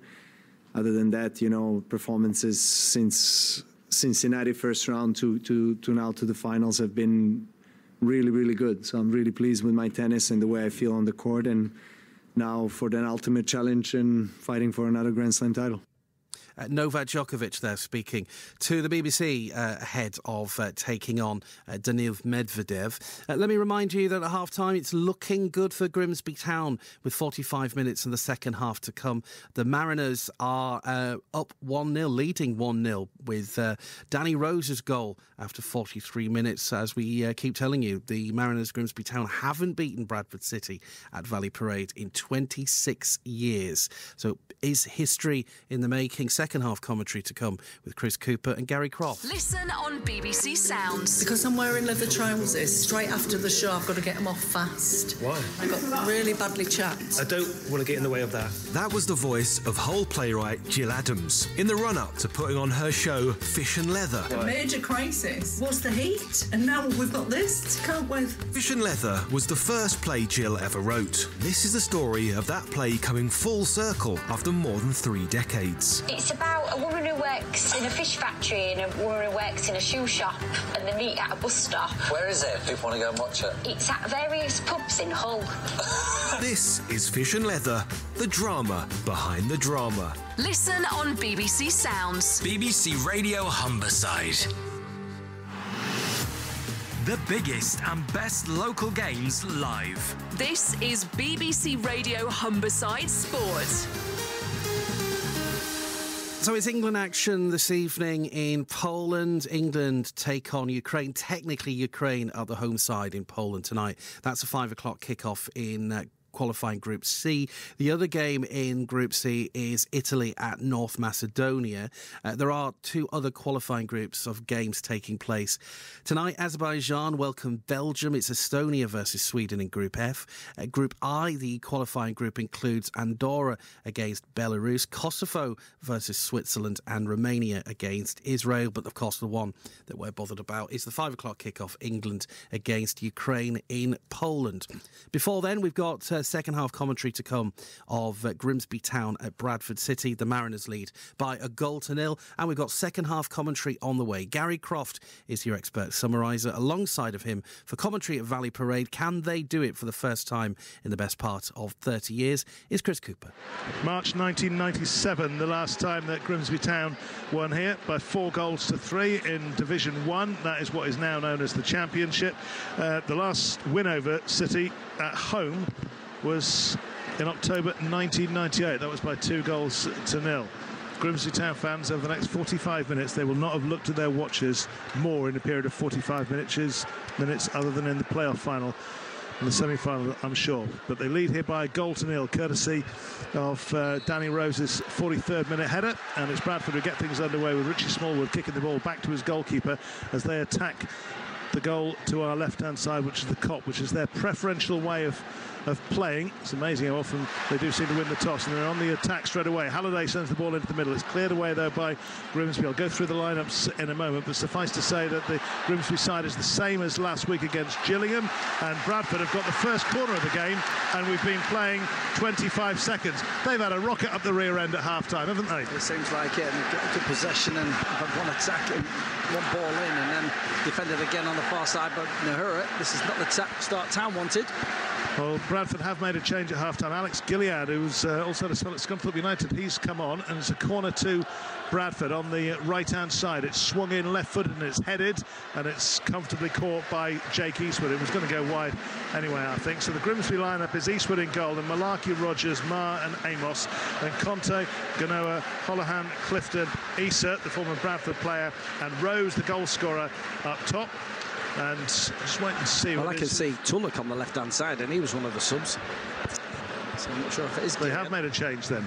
I didn't hear that announced, so check on that in a moment. Certainly I heard the Bradford one being announced, so I heard that Alex Gilead had come on. So it looks like Tulloch to me on this left-hand side. Gilead normally plays out here, doesn't it? It's Tulloch that I can see. He's definitely a change. Not sure who's come off. Meanwhile, a free kick to Grimsby, just up over halfway inside the Bradford half of the field, to the left of centre. And Bradford have got everybody back, and Grimsby have got everybody forward. It's Danny Amos who takes it. It's aimed over to the far side. He's looking there for Rogers, but it's gone behind, and it's going to be a goal kick. Double change for Bradford. Kieran Kelly is off, Alex Gilead is on, and Tulloch has come on in place of Kevin MacDonald. As far as Grimsby are concerned, no changes at all. And ball with the goalkeeper Harry Lewis, who's got it forward up towards Jamie Walker, who's over halfway, and he's bundled over. Free kick. And Bradford have shown more purpose and intent in 2.5 minutes than in 45 minutes, to my mind. And they're in possession now as the attack down the right-hand side with Alex Gilead playing the ball back towards Smallwood. But Grimsby have the all-important lead. Danny Rose after 43 minutes. Walker flicks it forward. This is Gilead. What can he do now? Plays it back, edge of the area. Poynton is there. Comes back towards Smallwood again. Flicked goalwards. Shout for a handball from the Kop. There was nothing doing there, though. It was against Malarkey. It didn't hit his hand. And Bradford win the ball back again on halfway. They're like a different team. Well, they are. The second half. They've got Poynton outside on the right-hand side. They've got Walker playing into the centre. You've got Gilead inside left. Tulloch out on the left. It's a complete new formation, and they've been given a right kick-start, and they've had a good start as well, haven't they? Plenty of attacking, plenty of possession. Town just sitting in the holes. Sam Stubbs coming forward. up into the centre circle and has found Gilead. Walker's dropped a little bit deeper. Richards comes forward, striding forward. He's got a free kick as well. And Lewis Richards having a few words there together with Malarkey. He's got a free kick. And it's, 10 yards in from the left-hand touchline. And Walker is standing over it to take it. Well, listen to the crowd now. That's completely different to the boos that we saw and heard at half-time. Certainly giving them something to believe in. Well, so I think they played better in the opening stages of this second half than in the whole of the first half. And Jamie Walker to take the free kick. Wide on the left-hand side, right-footed, curls it. Goalkeeper comes and flaps a little bit, but he's punched it away. Is it going to go out of play for a corner? It is. And that's going to be the second corner of the game for Bradford. Thought he could have claimed that, to be fair. He got both hands to it. Instead of the punch, could have caught it and just probably landed in a heap. It might hurt a bit, but he should have caught it. It's a poor free kick from Walker, I thought. Well, free kick has led to a corner on the right-hand side. And Grimsby have got everybody back inside the penalty area to defend this. We're on all frequencies on BBC Radio Humberside. Mariners leading by a goal to 0. Danny Rose after 43 minutes. A header from Malarkey's cross. In it comes, left-footed and aimed deep, headed down, and it's going to be another corner. Stubbs' head had deflected away. 3 corners at the start of the second half to Bradford City. Down in front of the Kop end, and this one is going to be on the left-hand side, and all the Grimsby players remain inside the area. And Bradford have got 6 players inside the box. Thought about a shorter one then. It's a lower trajectory. It's across the face of the 6-yard box. Richie Smallwood outside the area will collect it and turn it square towards Halliday on the right-hand side. And it's all Bradford so far at the start of the second half. Deep cross in from the left-hand side. Walker can't get his head to it. Headed behind corner number 4 for Bradford City. It's like the Alamo. Absolutely, yeah. Town defended it quite well there. Malarkey just getting that touch on it there, and Rogers blocking the one before. But it's intense. There's loads of men coming in, and they're a good size, these Bradford City players. Walker with the corner. Headed up by Mayer. Halliday swings it back in. I think he was going for goal there. It's cleared away. Who's it going to bounce out to? It's going to be collected on halfway by Bradford again and knocked back towards the goalkeeper. Well, the crowd are willing them on now. And that's poor though. Poor from one keeper. It's gone straight through to the other. It's Halliday. He's had quite a good game as well. Halliday down that right-hand side, hasn't he? He's come off that one a little bit. They just need to settle it down a bit, take a breath. The keeper's taking his time with this. Everyone recovers. It's hot out there. I don't think the way that Bradford have started the second half will be a surprise to Paul Hurst. He'd have expected a response, wouldn't he? You just hope that you sort of nullify it early on with a bit of possession, but Town haven't had a look in so far. Bradford been right on the toes. Or maybe even a second goal. It's 1-0 at the moment. Gilead playing fairly central at the moment, can play wide, hits it forward, goalkeeper will come, and he volleys it into the stand on the far side rather than... He could have picked it up, and I think that's what Mayer and Rogers are saying to him. Yeah, just could have let it come in and bounce, but he wasn't on his toes, was he? Could have commanded his box a bit better there. Gives the ball back to Bradford. And the throw-in is taken pretty quickly. Stubbs. He's got Richards wide on the left-hand side. Up ahead of him is Tullock. Tullock plays it back towards Richards. Richards dragged down there, and it's going to be another free kick to Bradford City. Conte's hardly missed a thing so far this game, and even he was late there. Bradford really sort of pushing forward now, and he's trying to explain himself to the ref. I don't think the ref's going to book him. No. Or is he, actually? Is he? He's having work. He is. Oh, he is. Maybe he was a bit late. Conte hasn't missed much so far, but again, it's another Town player on a card. Well, that's 4 of them booked now. Issa, Rogers and Amos all booked in the first half, and now Conte. And they've got to be so careful now, haven't they, with Bradford with the tails up. Still trailing, mind you. Grimsby Town leading by a goal to 0. Danny Rose after 43 minutes. Richie Smallwood with a free kick. And his free kicks and set pieces so far this season haven't been that productive. Hope I'm not tempting fate. Well, they just took Walker off from that one, didn't they, before? So it looks like they can't find a decent taker. Yeah. Now Smallwood takes it, doesn't beat the first defender. Headed away. Only as far though as Richards, 30 yards. He looked up, he thought about having a pop then. Smallwood gets it wide, left-hand side. It's over to Halliday though on the right. Halliday and acres of space. What's he going to do? He plays it out wide, tries to get it back. This is Gilead, flicks it into the area first time, but Grimsby have got plenty of men back, but the cross does come in the end. It's cleared away by Rogers. They're really under the cosh here, Grimsby Town, but they're defending manfully as well and keeping everything at bay from Bradford City, who've totally dominated from first whistle of this second half. They've forced 4 corners and one Grimsby player has had a yellow card. 63% possession Grimsby were on in the first half. I think that's changed dramatically and probably even more one-sided in this second half so far. As Bradford on the attack again, right-hand side, Poynton, cross, loops up, deflected. That's going to be corner number 5 of the second half, of which we've not had 10 minutes. Mark Hughes must be delighted with the response, but Town are holding firm. The question the Bradford City fans will be asking is, why didn't they start like this? Yeah, there was a real lack of tempo first half, wasn't there? They just couldn't get going, but I think Town managed that with the possession, the way they handled the game themselves.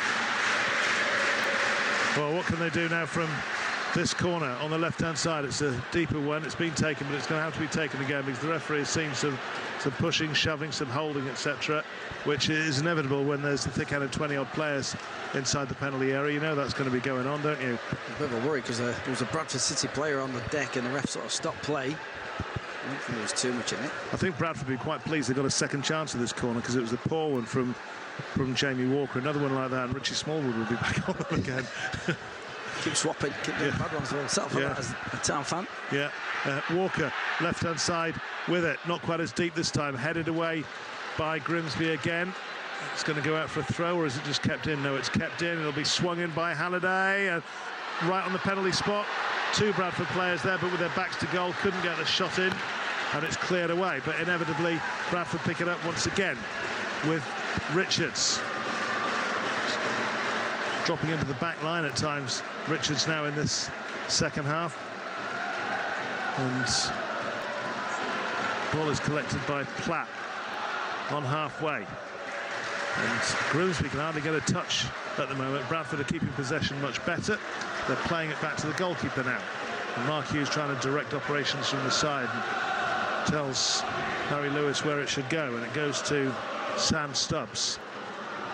I did promise you I was going to recap on the Grimsby Town side. I will again. Eastwood, Malarkey, Rogers, Mayer, Amos, Conte, Ganoa, Holohan, Clifton, Issa and Rose, the goal scorer. Ball's gone out of play over on the far side. Grimsby fans there thought it was their throw, but it's not.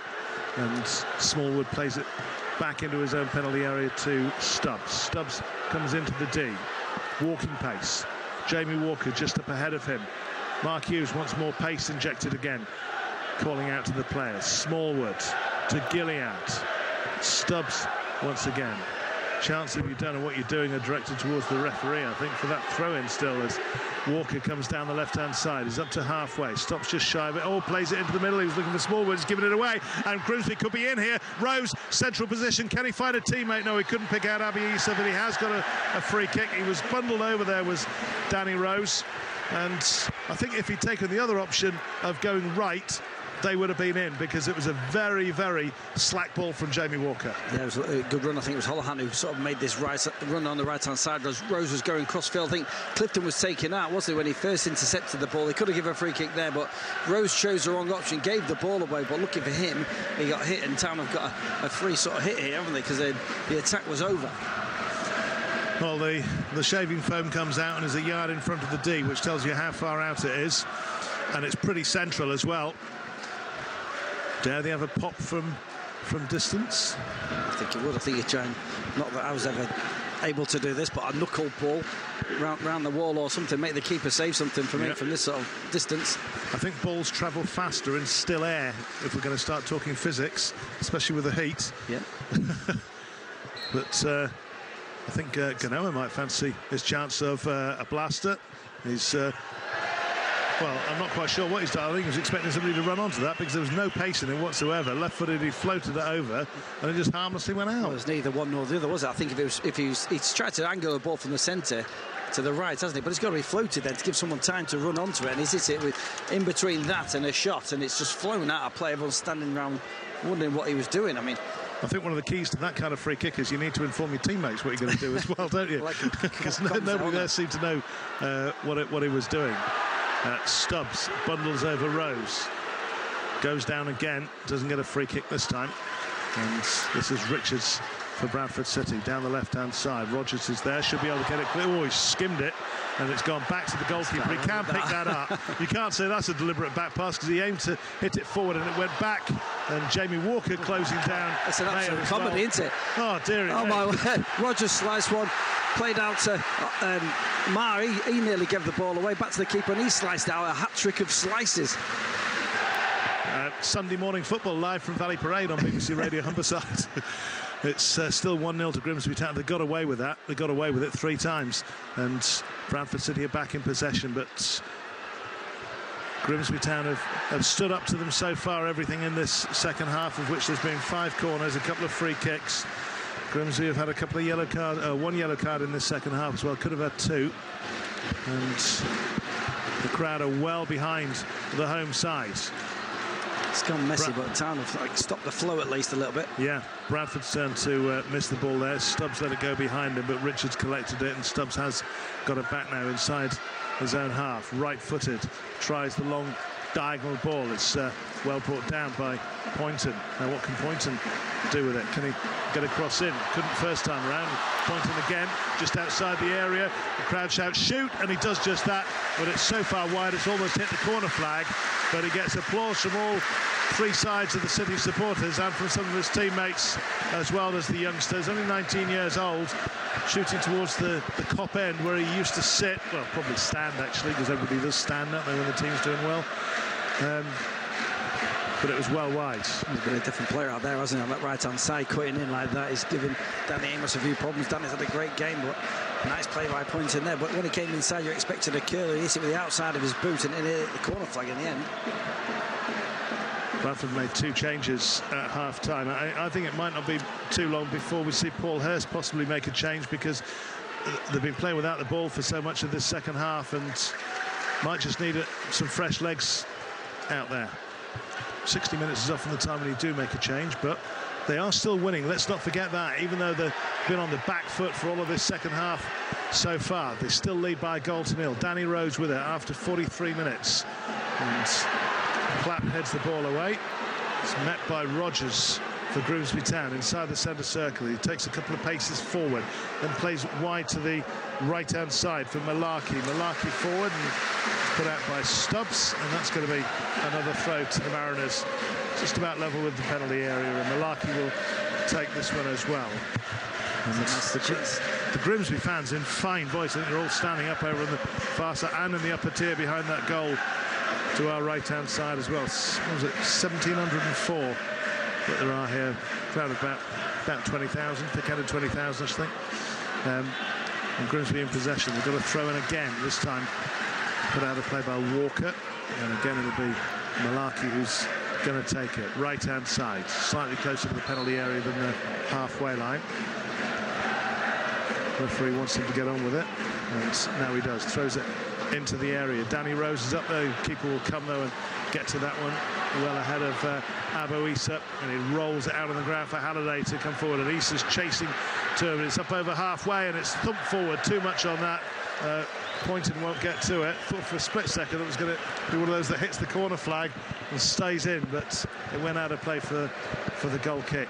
Well, they've weathered the storm, I think it's fair to say, haven't they? Yeah, I think they have. I expect Bradford to come again. They've livened up. They've got players in the right holes, in the right positions now to cause Town problems, but Town slowing the pace of the game down again, starting to dictate it, starting to have a little bit of possession again, getting together with the closing down, and it's much better, much more like the first half now. Gilead, one of the half-time subs that Mark Hughes brought on, plays the ball forward, and Walker, who's now over on the right-hand side, has lost it, and Grimsby could be in here through Rose. Great challenge by Stubbs. Kicks it clear, but only as far as Abu Issa. Abu Issa surrounded by Claret and Amber. Halliday nicks the ball off him and finds Walker, who's grateful for that because it was his mistake that had led to the promising move for Grimsby Town, who still lead by a 1-0. Bradford pen back inside their own half at the moment, but in possession, and Grimsby have won it back on the left-hand side. And it's bobbling around, it's like a hot potato. It is a very hot day, as pointed down the right-hand side, helped out by Gilead. And ball just fizzes from one side to the other. Pointed again on his debut, turns it forward, and Lewis Richards won't get to, Tulloch rather won't get to that one. And goalkeeper holds it and smothers it, and is going to hold on to it for a few seconds as well. 1-0 Grimsby Town, still leading on BBC Radio Humberside. Second commentary of the day to come from 3 o'clock, and that is Scunthorpe United against Buxton from the National League North. I'm sure it's going to be as hot at Scunthorpe as it is here. It's hotter now than it was when the game kicked off at 12:30. There's virtually no cloud anywhere near the sun at the moment as Grimsby come forward. Aboui, can he get to it? No, he can't. He's quick, but he's not a greyhound. And it's a goal kick to Bradford City. Harry Lewis to take it from right in front of some of the Grimsby supporters who are in the upper tier of that little double-decker stand behind the goal to our right-hand side. The other Grimsby fans occupying the first 2 blocks on the far side, and the single-tier stand. The rest of Valley Parade is double-tier as it sweeps around from the Kop into this main stand with a capacity of around about 25,000 these days. Malarkey sends the ball down the right flank. Stubbs heads it away, almost ends up in the crowd from his momentum. Stops himself. And the ball, though, is Grimsby's, and it's a throw in which Malarkey will take. And you can see the sweat dripping off the players' faces now. It is getting even hotter. Thrown forward towards Rose. He's ended up on the deck, and down the right-hand side comes Ganua. Plays it back towards Malarkey, and out of play for throw-in, and Danny Rose, is looking at the referee, and I think the fans are applauding him for managing to get back to his feet and not need an ambulance. Malarkey kicked it out, but didn't think he was going to need treatment, and he got back up. I can't believe he's done it. Give Bradford the ball back. Yeah, I don't think they're going to give it back, are they? They don't need to, or are they? No, he's thrown it over the head of Danny Rose. It's gone to Halliday on the far side. Up ahead of him is Poynton. Infield to Gilead, and nice little 1-2. And down the right-hand side comes the Bradford youngster. Tries to get it back to Gilead, and he does. Can he get the cross in? Yes, he can. Can't pick out Walker. It's cleared away, but only as far as Gilead once again. And then blocked and put out of play by Issa for a throw-in down by the left-hand corner flag. And here comes the first of the substitutions during the second half. It's a third change, though, in total for Bradford. And Matt Derbyshire is coming off. It was his first start since last season, and he's not really got into the game, has he? And in his place comes on for his debut on loan from Aston Villa. Be careful how you say this, Chisholm Afoka. I checked beforehand. I checked. Very well said. And that the fans were clapping the sub. The fact that he was being subbed or the sub itself. I think they're giving him a welcome because he's making a debut, isn't he, on loan from Aston Villa. Corner. And they've got a corner. This is corner number 6. The first 5 came in the first 10 minutes of the second half. A certain symmetry there that Afoka wears number 37, which is Matt Derbyshire's age. He's replaced him. Corner then, right-hand side, and it'll be Poynton to take it. Left-footed. Down at the Kop end, Grimsby with everybody back defending inside the area. It's a deep one. Richards wants another one. He is going to get another one. It took a touch off a Grimsby player on the way through. Corner number 7, and this one will be Jamie Walker, who's got it back off Richie Smallwood. Either that or Smallwood has just said, you have a go, mate, because I can't. In it comes, right-footed, headed away again by Grimsby. Hit by Halliday! That would have been goal of the season if that had gone in. It was a foot over the bar and into the Kop. But it got them behind the goal, out of their seats. You could see what he was trying to do. He just ran onto it, and it was an absolute screamer and it's drinks break time. Lovely connection. That was the drop nicely for Holiday. Danny Rose defending that. He's defended the last 2 or 3 corners, headed them away, getting up. He does ever so well in the air, both defensively and attacking. That one dropping perfectly. No one could get near him really to close that down, but probably a good 1.5 foot over. Town will be pleased to see that go over, but you worry actually, don't you, that if they do get that goal with the crowd behind them and everything, it really could sort of multiply the pressure on Town.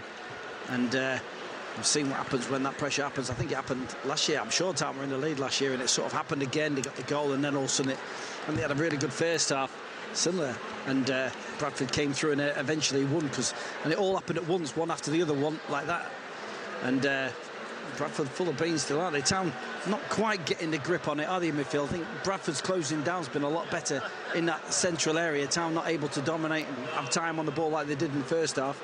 And fair play to Mark Hughes, he's made them changes. I think the biggest change, what's happened in their favour the most, is Pointer going on to that right-hand side. I think he's been excellent, hasn't he? He's played some lovely 1-2s, he's got his crosses in, he's played the people in for overlaps and forward runs and got his crosses in as well.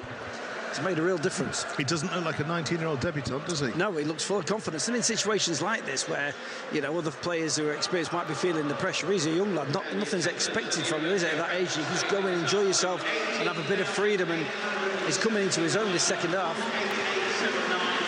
And given he's a local lad as well, the crowd are going to, you know, they've been watching him to start games after some impressive cameos as a sub. He's going to be getting that extra little bit of a honeymoon period, isn't he? Nobody's going to be getting on top of him. The players have had a drinks break. I just had a drinks break as well while you were talking, so you can have one now as well. And I'll tell you what we've got coming up later on this afternoon. We've got Scunthorpe United against Buxton from Glanford Park. That's a 3 o'clock kickoff in National League North. Football Forum after 5 o'clock. James will keep us up to date as well with Ukraine against England, unless you're one of those people who has the radio on and the telly sound turned off. Good drink, rehydrated. Very nice. One colour could have been a yellowy colour with a froth on top. Would have been better. Well, to be fair, I had a word with the lady in the media room here, and they were chilled when I got them because she kept them for us in the fridge. From I just saw the pies we got when I got down there. What I don't for there, Chris? A little bit warm again now. We've got 20 minutes to go. 20 minutes for Grimsby to hold up, plus there will be stoppage time. There'll be quite a bit of that because we've had a few free kicks, corners, yellow card, substitution, and another drinks break. Ball has gone flying out of play for a Grimsby throw. But I think both managers, in a sense, will be pleased with this second half because Paul Hurst will have known that Mark Hughes was going to send them out all fired up, and that's exactly what they have done. They've dominated for the most part, but it's not as if the goal has been peppered with shots. Jake Eastwood hasn't had very much to do at all. No, the 10 players have defended ever so well. He's got the head on stuff, and I think he's seen a bit of everything from his side, Paul Hurst, during this game. Bravery, tackling, discipline, and obviously the attacking play that they've had, the possession they've kept has been, you know, I don't want to call it too early, but so far he's got everything he wanted from his side. Yep. Still just the one goal in it with 71.5 minutes on the clock. Ball is flicked forward to Ganoa. Ganoa, edge of the area, onto his left foot, shoots, palmed away by the goalkeeper. If that had been 2-0, I'm sure that would have been it. Abu Issa tries his luck, and that's wide. And, well, that was a great strike, that, from Arthur Ganoa. And well seen as well by the goalkeeper, Harry Lewis. Turned away, and there was such force on it. Very nice shot. save. Very nice save. He got his hand on it, yeah, and it went out of the area, forward out in front of the penalty area. Very strong arm to get that away there. I thought bad play by Stubbs, I think, allowing Nahura to come on his left-hand side. He must know he's left-footed now. He let him come all the way across. He kept touching a bit. Gareth Bale style. He got his shot off, and brilliant save by the keeper. It's been one of those games, isn't it? We've had Sunday morning style football, we've had Gareth Bale style football, and we've had Glenn Hoddle style football. And Grimsby Town lead by 1-0 here against Bradford City, and the first change now being made for Grimsby, and it's Michel Fetty who's coming on. And I wonder whether this could be a change of formation, maybe. I don't know who did he bring off there? Danny Amos, yeah. Well, what he's doing here, obviously, Danny's gone off, clearly either injured or struggling against Poynton, and he wants that threat nullifying. I think Danny Amos has had a bad game, but obviously the game's going on, and we didn't see much points in the first half. Probably conserved a load of energy, and now he's going at Danny Amos, who did put a lot into the first half, maybe getting tired, and he's got Michel Fete's pace now to deal with Poynton. Yeah, I think as well that Paul Hurst will have been thinking that he's on a yellow card, isn't he? So doesn't want to risk anything at all with him being very much second best against Poynton. Meanwhile, Bradford continued to push forward, and Foka has got it to Smallwood. Smallwood infield for Gilead. Gilead, it's all very congested, all very tight just outside the Grimsby penalty area. Gilead once again to Foka. He curls it in over to the right-hand side, and trying to get to it is Walker, and he will do, but he can't do anything other than knock it out of play for a goal kick. And if you notice that Danny Amos, he did exactly the right thing when he came off. You have to come off at the closest point to where you are, so he made sure that he walked off right in front of the Grimsby fans so he could lap up the applause all the way down those 2 blocks. Well, I don't blame him, he deserves it, you know, and he's contributed to a really good performance so far, one of his best games in that first half. Well, I don't think there's an injury at all, because he's coming back to the dugout, and rather than going down to the changing rooms, we've got a quarter of an hour to go. Grimsby leading by a goal to 0. Poynton takes on his man, plays it into the middle, is looking there to try to get through to a Foka, and it's out of play for a throw to Bradford. Even if Fete can't stop him at the moment, Fete send him onto his right-hand side, and he's still got the cross in. Bradford with the throw, and it's come to Gilead inside the Grimsby half of the field. Squared over to the left-hand side for Stubbs. Further out wide towards Lewis Richards. Richards infield towards Walker. Seems to be everywhere at the moment. Foka again. Infield for Smallwood. Back to Stubbs. And then Platt. Platt to Stubbs. Stubbs just up over halfway. Walking pace again. Plays it back towards Richie Smallwood. Smallwood wide out to the right-hand side, and hoping there that Halliday can knock it forward. It's back again with Platt.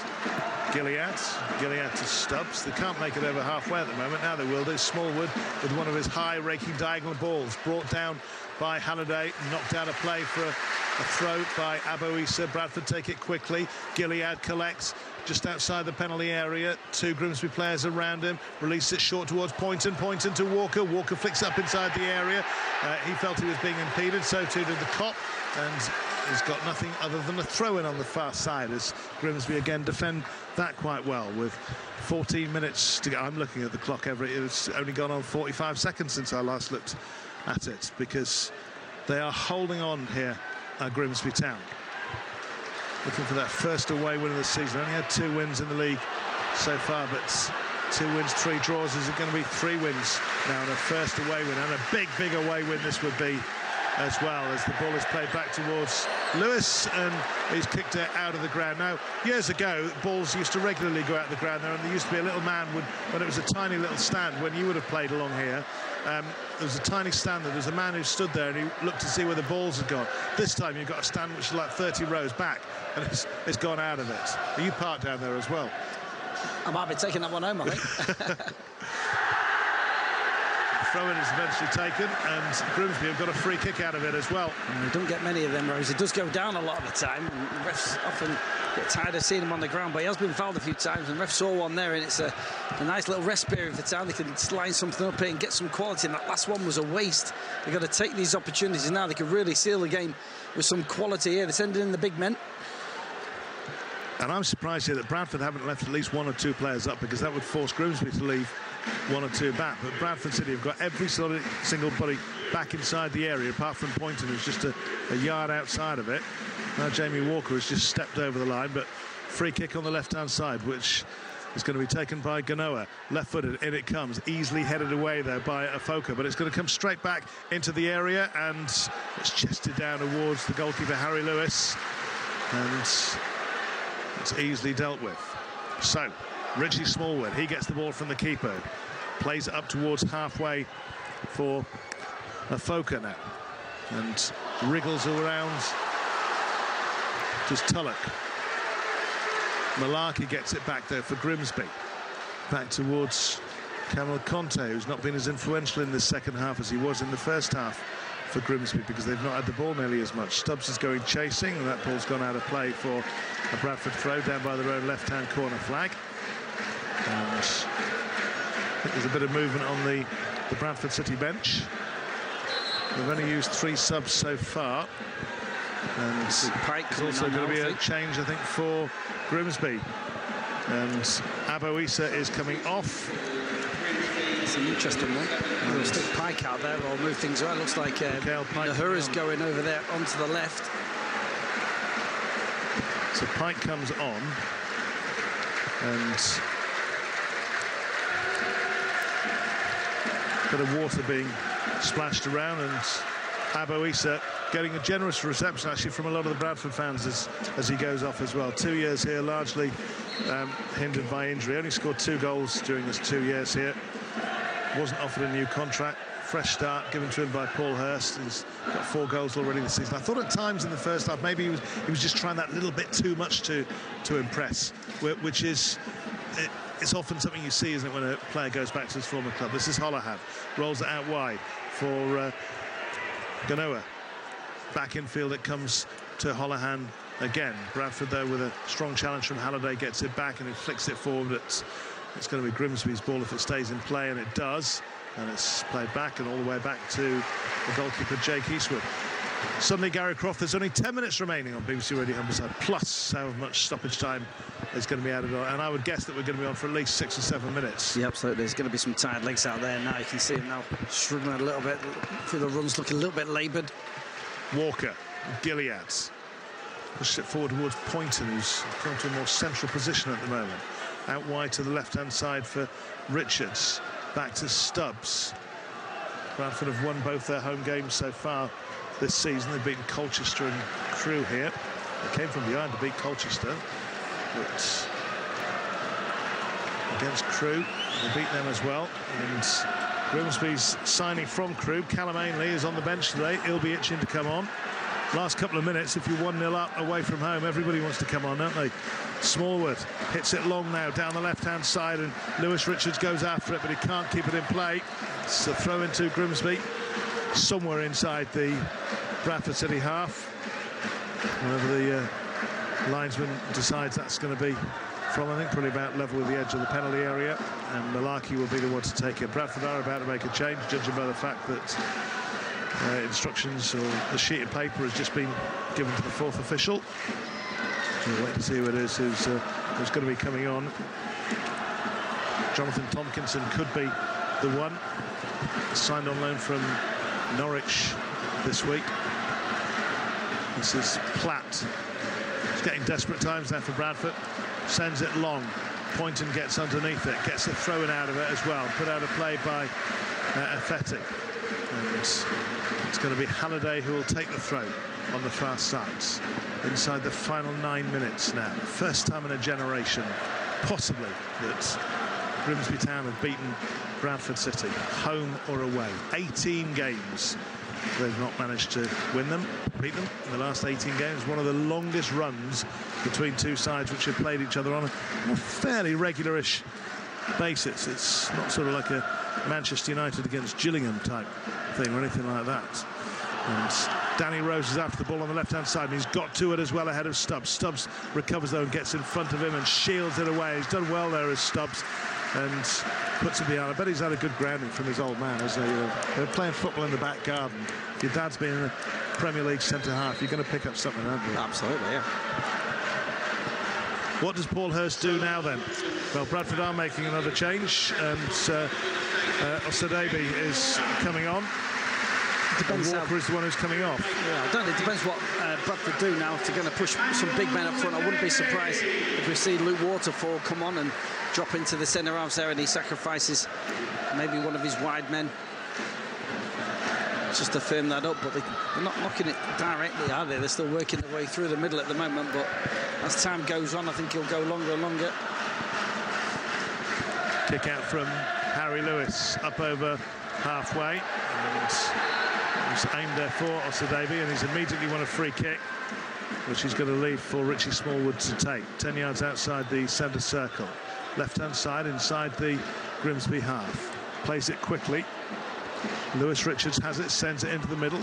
Cleared away by Grimsby once more, and they can break as well down the right-hand side. Now here's Pike. Pike came on a few minutes ago, stopped in his tracks though by Stubbs. Throw into Grimsby. Amos will take it. Malarkey will take it. Right-hand side. 7 minutes to go. I keep looking across and consider these Grimsby fans, they're flicking their wrist to see how much time there is to go, because a lot of them won't actually be able to see the scoreboard from their position, because the scoreboard is in the corner in between the two sections of the Grimsby fans. 1,700 of them here at Valley Parade this afternoon.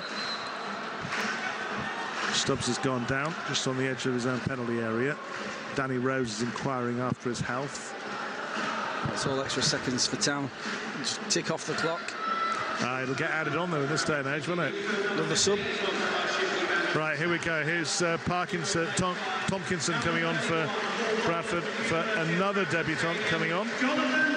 Jonathan Tompkinson signed on loan from Norwich. Now, Danny Rose will know about him because they would have played together at Stevenage together last season.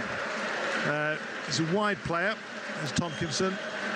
They do say don't make a substitution when you're defending an attacking throw-in or free kick. And that's exactly what Bradford have done. Malarkey with the throw. It's into the area and it's away by Platt up towards the halfway line, and Affetti hits it all the way back to the goalkeeper. Oh, a bit of fizz on that, wasn't there? Well, Tompkinson's dropped into centre half. For a split second, yeah. He has dropped in there, and the ball has gone into the Bradford area, and trying to bring it away, trying to bring it out of trouble is Gilead. Nicely done with Platt. And Platt finds Smallwood under pressure just inside his own area, and very coolly done there. Grimsby have got a player down injured at the moment on this near side. The play continues. This is Pike. We're in the final 5 minutes, and surging run forward from Afoka. He ends up on the deck though, and nothing is given. Danny Rose, the ball's hit him on the back. It's bounced kindly for him then though, because the defender has slipped. Rose inside the area, bundled over Gilead. Referee says no. Come back again to Grimsby. They get their first corner of the game with 5.5 minutes to go. Well, there's all sorts going on there. The ball got played through to Danny Rose, hit him on the back, and as he came back, the defender looked favourite but fell over. Rose found himself through on goal again. It looked like he got bundled over, but he kind of threw himself to the floor again, and I think the ref's seen that too many times to give him a penalty. But Pike came through, won the corner.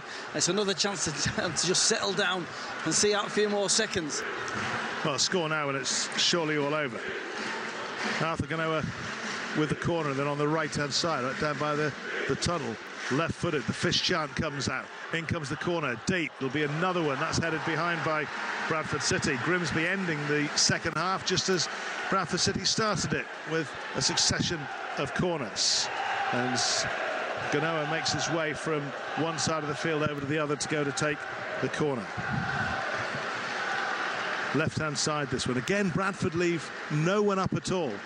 So if the ball is cleared, it's just going to come straight back towards them, and they need a goal, and they've got very little time in which to get it. Fish again. Ganoa with the corner, headed away by Richards. Bradford have got it. They can break from inside their own area, but how quick are they to break? Not very quick. The ball has gone past one Grimsby player, and it's come hurtling into the upper tier of the stand that we're in. I thought for a minute it was going to be you or I that was going to get it, and it's bounced down now off the roof of the Bradford City dugout, and a throw into City, which will be taken by Richards. 3 minutes plus stoppage time to go. I think we're going to be looking at 7, maybe even 8 minutes because of the number of substitutions, some stoppages, and a water break. But we shall see. This is the substitute who just came on a few minutes ago, or Sadebi, for Bradford City, playing the ball out wide to Poynton, whose name was just being sung. He's one of our own. That's what the crowd was singing. Now, what can they do as they send it in from the right-hand side with Halliday? It's on the edge of the 6-yard box, hacked away by Pike, back helping out the defence. Flicked forward over the head, and Danny Rose has got there. Has he got some support? He has, down the right-hand side now from Pike. What's he going to do? I think it's too early to start holding it up in the corner. He's played it back towards Toby Malarkey. Malarkey into the area, and again, you know who it is. He's ended up on the deck inside the penalty area, and the referee says no. That time it was Matty Platt. Away. Did you think that one was? No, absolutely not. He just came behind him, didn't he? And he didn't control, didn't get hold of it, and just desperately kind of threw himself to the floor. It was Harry Clifton that time, getting in the box. His energy's been unreal. We haven't had his name mentioned too many times, but his energy's been great. This is Richards, left-hand side. Paul Hurst urging Danny Rose to get up because he just slipped over then. Richards plays it forward. This is Gilead. Gilead looks at, pointed wide, right-hand side, edge of the penalty area. Can he get a cross in? Is he going to go for goal himself? Onto the left foot. Tries to pull it back, does pull it back. To Gilead to shoot! Equaliser, 1-1. Bradford City 1, GrimsbyTown 1. Alex Gilead getting onto the end of the ball from the home City debutant. It's 1-1. It's surely heartbreak for GrimsbyTown, who sensed history was about to be made. They scored at the very end of the first half, and now Bradford City have scored at the very end of the second half. Bradford City 1, GrimsbyTown 1. Well, it's not over yet either, is it? You know, we've still got a good 5 or 10 minutes to go, and Bradford have got that goal now. We'll see. I think we'll see them fly out for the second one. Really unlucky for Town, though. They got stretched on the far side. They got the ball out to the main man, this Al Poynton, and he worked it. He didn't just release it, but surely just kept hold of it. Couldn't work his cross, and instead of just sticking it in, he laid it back to Gilead. Gilead kind of let it come across onto his body, onto his left, to wrong foot the defender. Took it back out of his body into his right-hand side, created the angle, and he found the bottom corner, opposite bottom corner. Really, really good strike. And you have to say, a very good goal. Eastwood had no chance with that whatsoever. Well, Grimsby certainly were deserved leaders at half-time. And maybe after the way Bradford have played for most of the second half, a draw is going to be the right result. But there's still going to be time. We're about to find out how much time there is to be added on. And we're up to 90 minutes. I think Mark Hughes will be thinking, don't get beat. Here we go. What are we on? 6. That's a surprise. I thought there might have been 7 or 8. Because there was a bit of time then after that goal celebration as well, wasn't there? There's still time for a winner for either side. And Bradford City are going chasing it. And they've got some momentum now after scoring that goal late on. This is Afoko, one of the substitutes, one of the debutants. Flicks it out to Lewis Richards, left-hand side. Back in field to Richie Smallwood. Smallwood forward, looking for Osadebe. Osadebe inside the area, couldn't get to it. Ends up in the stand almost. And it's going to be a goal kick. Clever ball by Smallwood, wasn't it? Just lofted over the top and allowed Osadebe to get round the back of Rodgers, but Rodgers marshalled him really well actually to get out. But you just think if someone goes down there, it's very well. He's got man of the match, hasn't he? Pointed. Yeah. There you go. He's been magnificent in the second half for Bradford. Been the main reason they've come back into the game. Why they played him out on this side in the first half, if he can do that out there, I don't know, but. Well, he has had an outstanding game. I've mentioned a couple of times that, you know, the locals have been calling for him to be starting a game, and he's fully justified that today. He's shown a maturity certainly way above his 19 years, you know. And I bet he was as nervous as hell last night, having been told he was going to be making his debut and then playing, you know, in front of his mates, in front of his family. He's only 19 years old, and they've got a hero, because he's played an absolute blinder for Bradford this afternoon, and instrumental in the equalising goal scored by Alex Gilead. We're in 6 minutes of stoppage time. Mahar's gone for the long throw here. Yeah, long throw from Maher, from down by the right-hand corner flag, easily taken by the goalkeeper, Harry Lewis. It's going to be like basketball now, isn't it, for the next few minutes? One end to the other end, surely. Michel Fetty, who came on as a sub, heads the ball out of play over the head of Paul Hurst, who's looking a little bit glum. Mark Hughes is looking very animated, more animated than he has all game. He's going to be thinking there's something in this. He wants them to get on with it. He's kicking an imaginary ball, and Lewis Richards has a throw midway inside the Grimsby half, takes it short, gets it back. Grimsby with nearly everybody back behind the ball, and Osadebe dispossessed by Conte. Grimsby's turn to attack again down the left-hand side, and Ganoa, who's got options, flicks it forward. He's going to come back again to Afete, who's playing at left back. He came on a few moments ago, replacing Danny Amos. Forward it goes now for Pike. Pike, another of the subs. Well challenged, well dispossessed by Richards. And Richards forward to Afoka down the left-hand side. He's got 3 Grimsby defenders within sight of him. He's got no support at all. Now the cavalry is arriving. He goes down inside the area, and the referee says that's a free kick and a yellow card for a dive. And then one of the Grimsby players has just slapped him on the back of the head for that as well. I think they say, well tried, but... Well, I'll tell you what, my heart was in my mouth. I thought no way he's gone for that. It was a terrible dive, wasn't it? He had 3 men on him, he was going nowhere, and he threw himself down. But when the ref blew, wow, that was scary. Yeah, you think, don't you? You think. No replays, so there's no, VAR, nothing. You think that's it? No. Would not have deserved that. 2.5 minutes plus stoppage time to go. Some shirt tugging going on there between 2 of the substitutes. Michael Tompkinson's out of play for a throw-in. Can't believe the linesman doesn't give that. Frank's pulling his shirts all over. He doesn't give it, but Mar's got another chance to throw this one on. Yep, swap shirts after the game's lad. Leave it until then. Mar then with a throw. Bradford with everybody back apart from Afoka. But he's inside his own half. Throw 10 yards from the right-hand corner flag. In it comes. It's headed away. How far, though? Comes out for a strike on goal and deflected away, was it? Well, if it was deflected off a Grimsby player. But it was a decent strike from the edge of the area. Great chance. He dropped to Holohan. Holohan right-footed, comes onto it on his left. He can hit him with his left, but got that one all wrong, drilled it into the ground and dragged it wide. Unbelievably, some people are leaving. We've got 2 minutes to go. There might be more than that. But we're in the last 2 minutes of the scheduled minimum stoppage time, and Grimsby have got a free kick. Mark Hughes can't believe it. Head in hands. Focker's just jumped into Rogers there. Wasn't looking at the ball.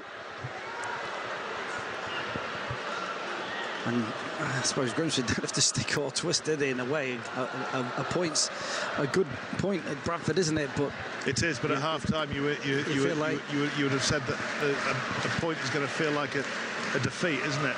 Had the second half carried on in the same vein as the first half, but I think over the course of the 90 minutes that Paul Hurst secretly, or maybe even publicly, will admit that a point is a good result and probably a fair result. Because it's not as if either goalkeeper has been peppered this afternoon, and it was a brilliant strike from Gilead to equalise. But another long throw. We're in the 6th of 6 minutes of stoppage time. From Mayer, in it comes, edge of the 6-yard box, knocked down. There's some pushing, there's some shoving, there's another deflection out to the right-hand side for Mayer, and he struck it over the bar. Oof. Somewhere between cross and shot from Mar, came back to him on the right-hand side. I feel like he probably felt like he had to take on his side foot because it wouldn't drop. Players were running at him, and he side puts it more like a cross when he should have put his laces through it, and he could have hit anyone or anything and gone in, but just swerves it over the bar. If it had gone in, he would have said it was a shot. Right, well, we're now into the very, very final knockings because we are now up to, and we are now over stoppage time, within stoppage time. But the referee showing no signs of even looking at the watch as the ball pings up over halfway, and there it goes, and there is the full-time whistle, and it's finished. Bradford City 1, Grimsby Town 1.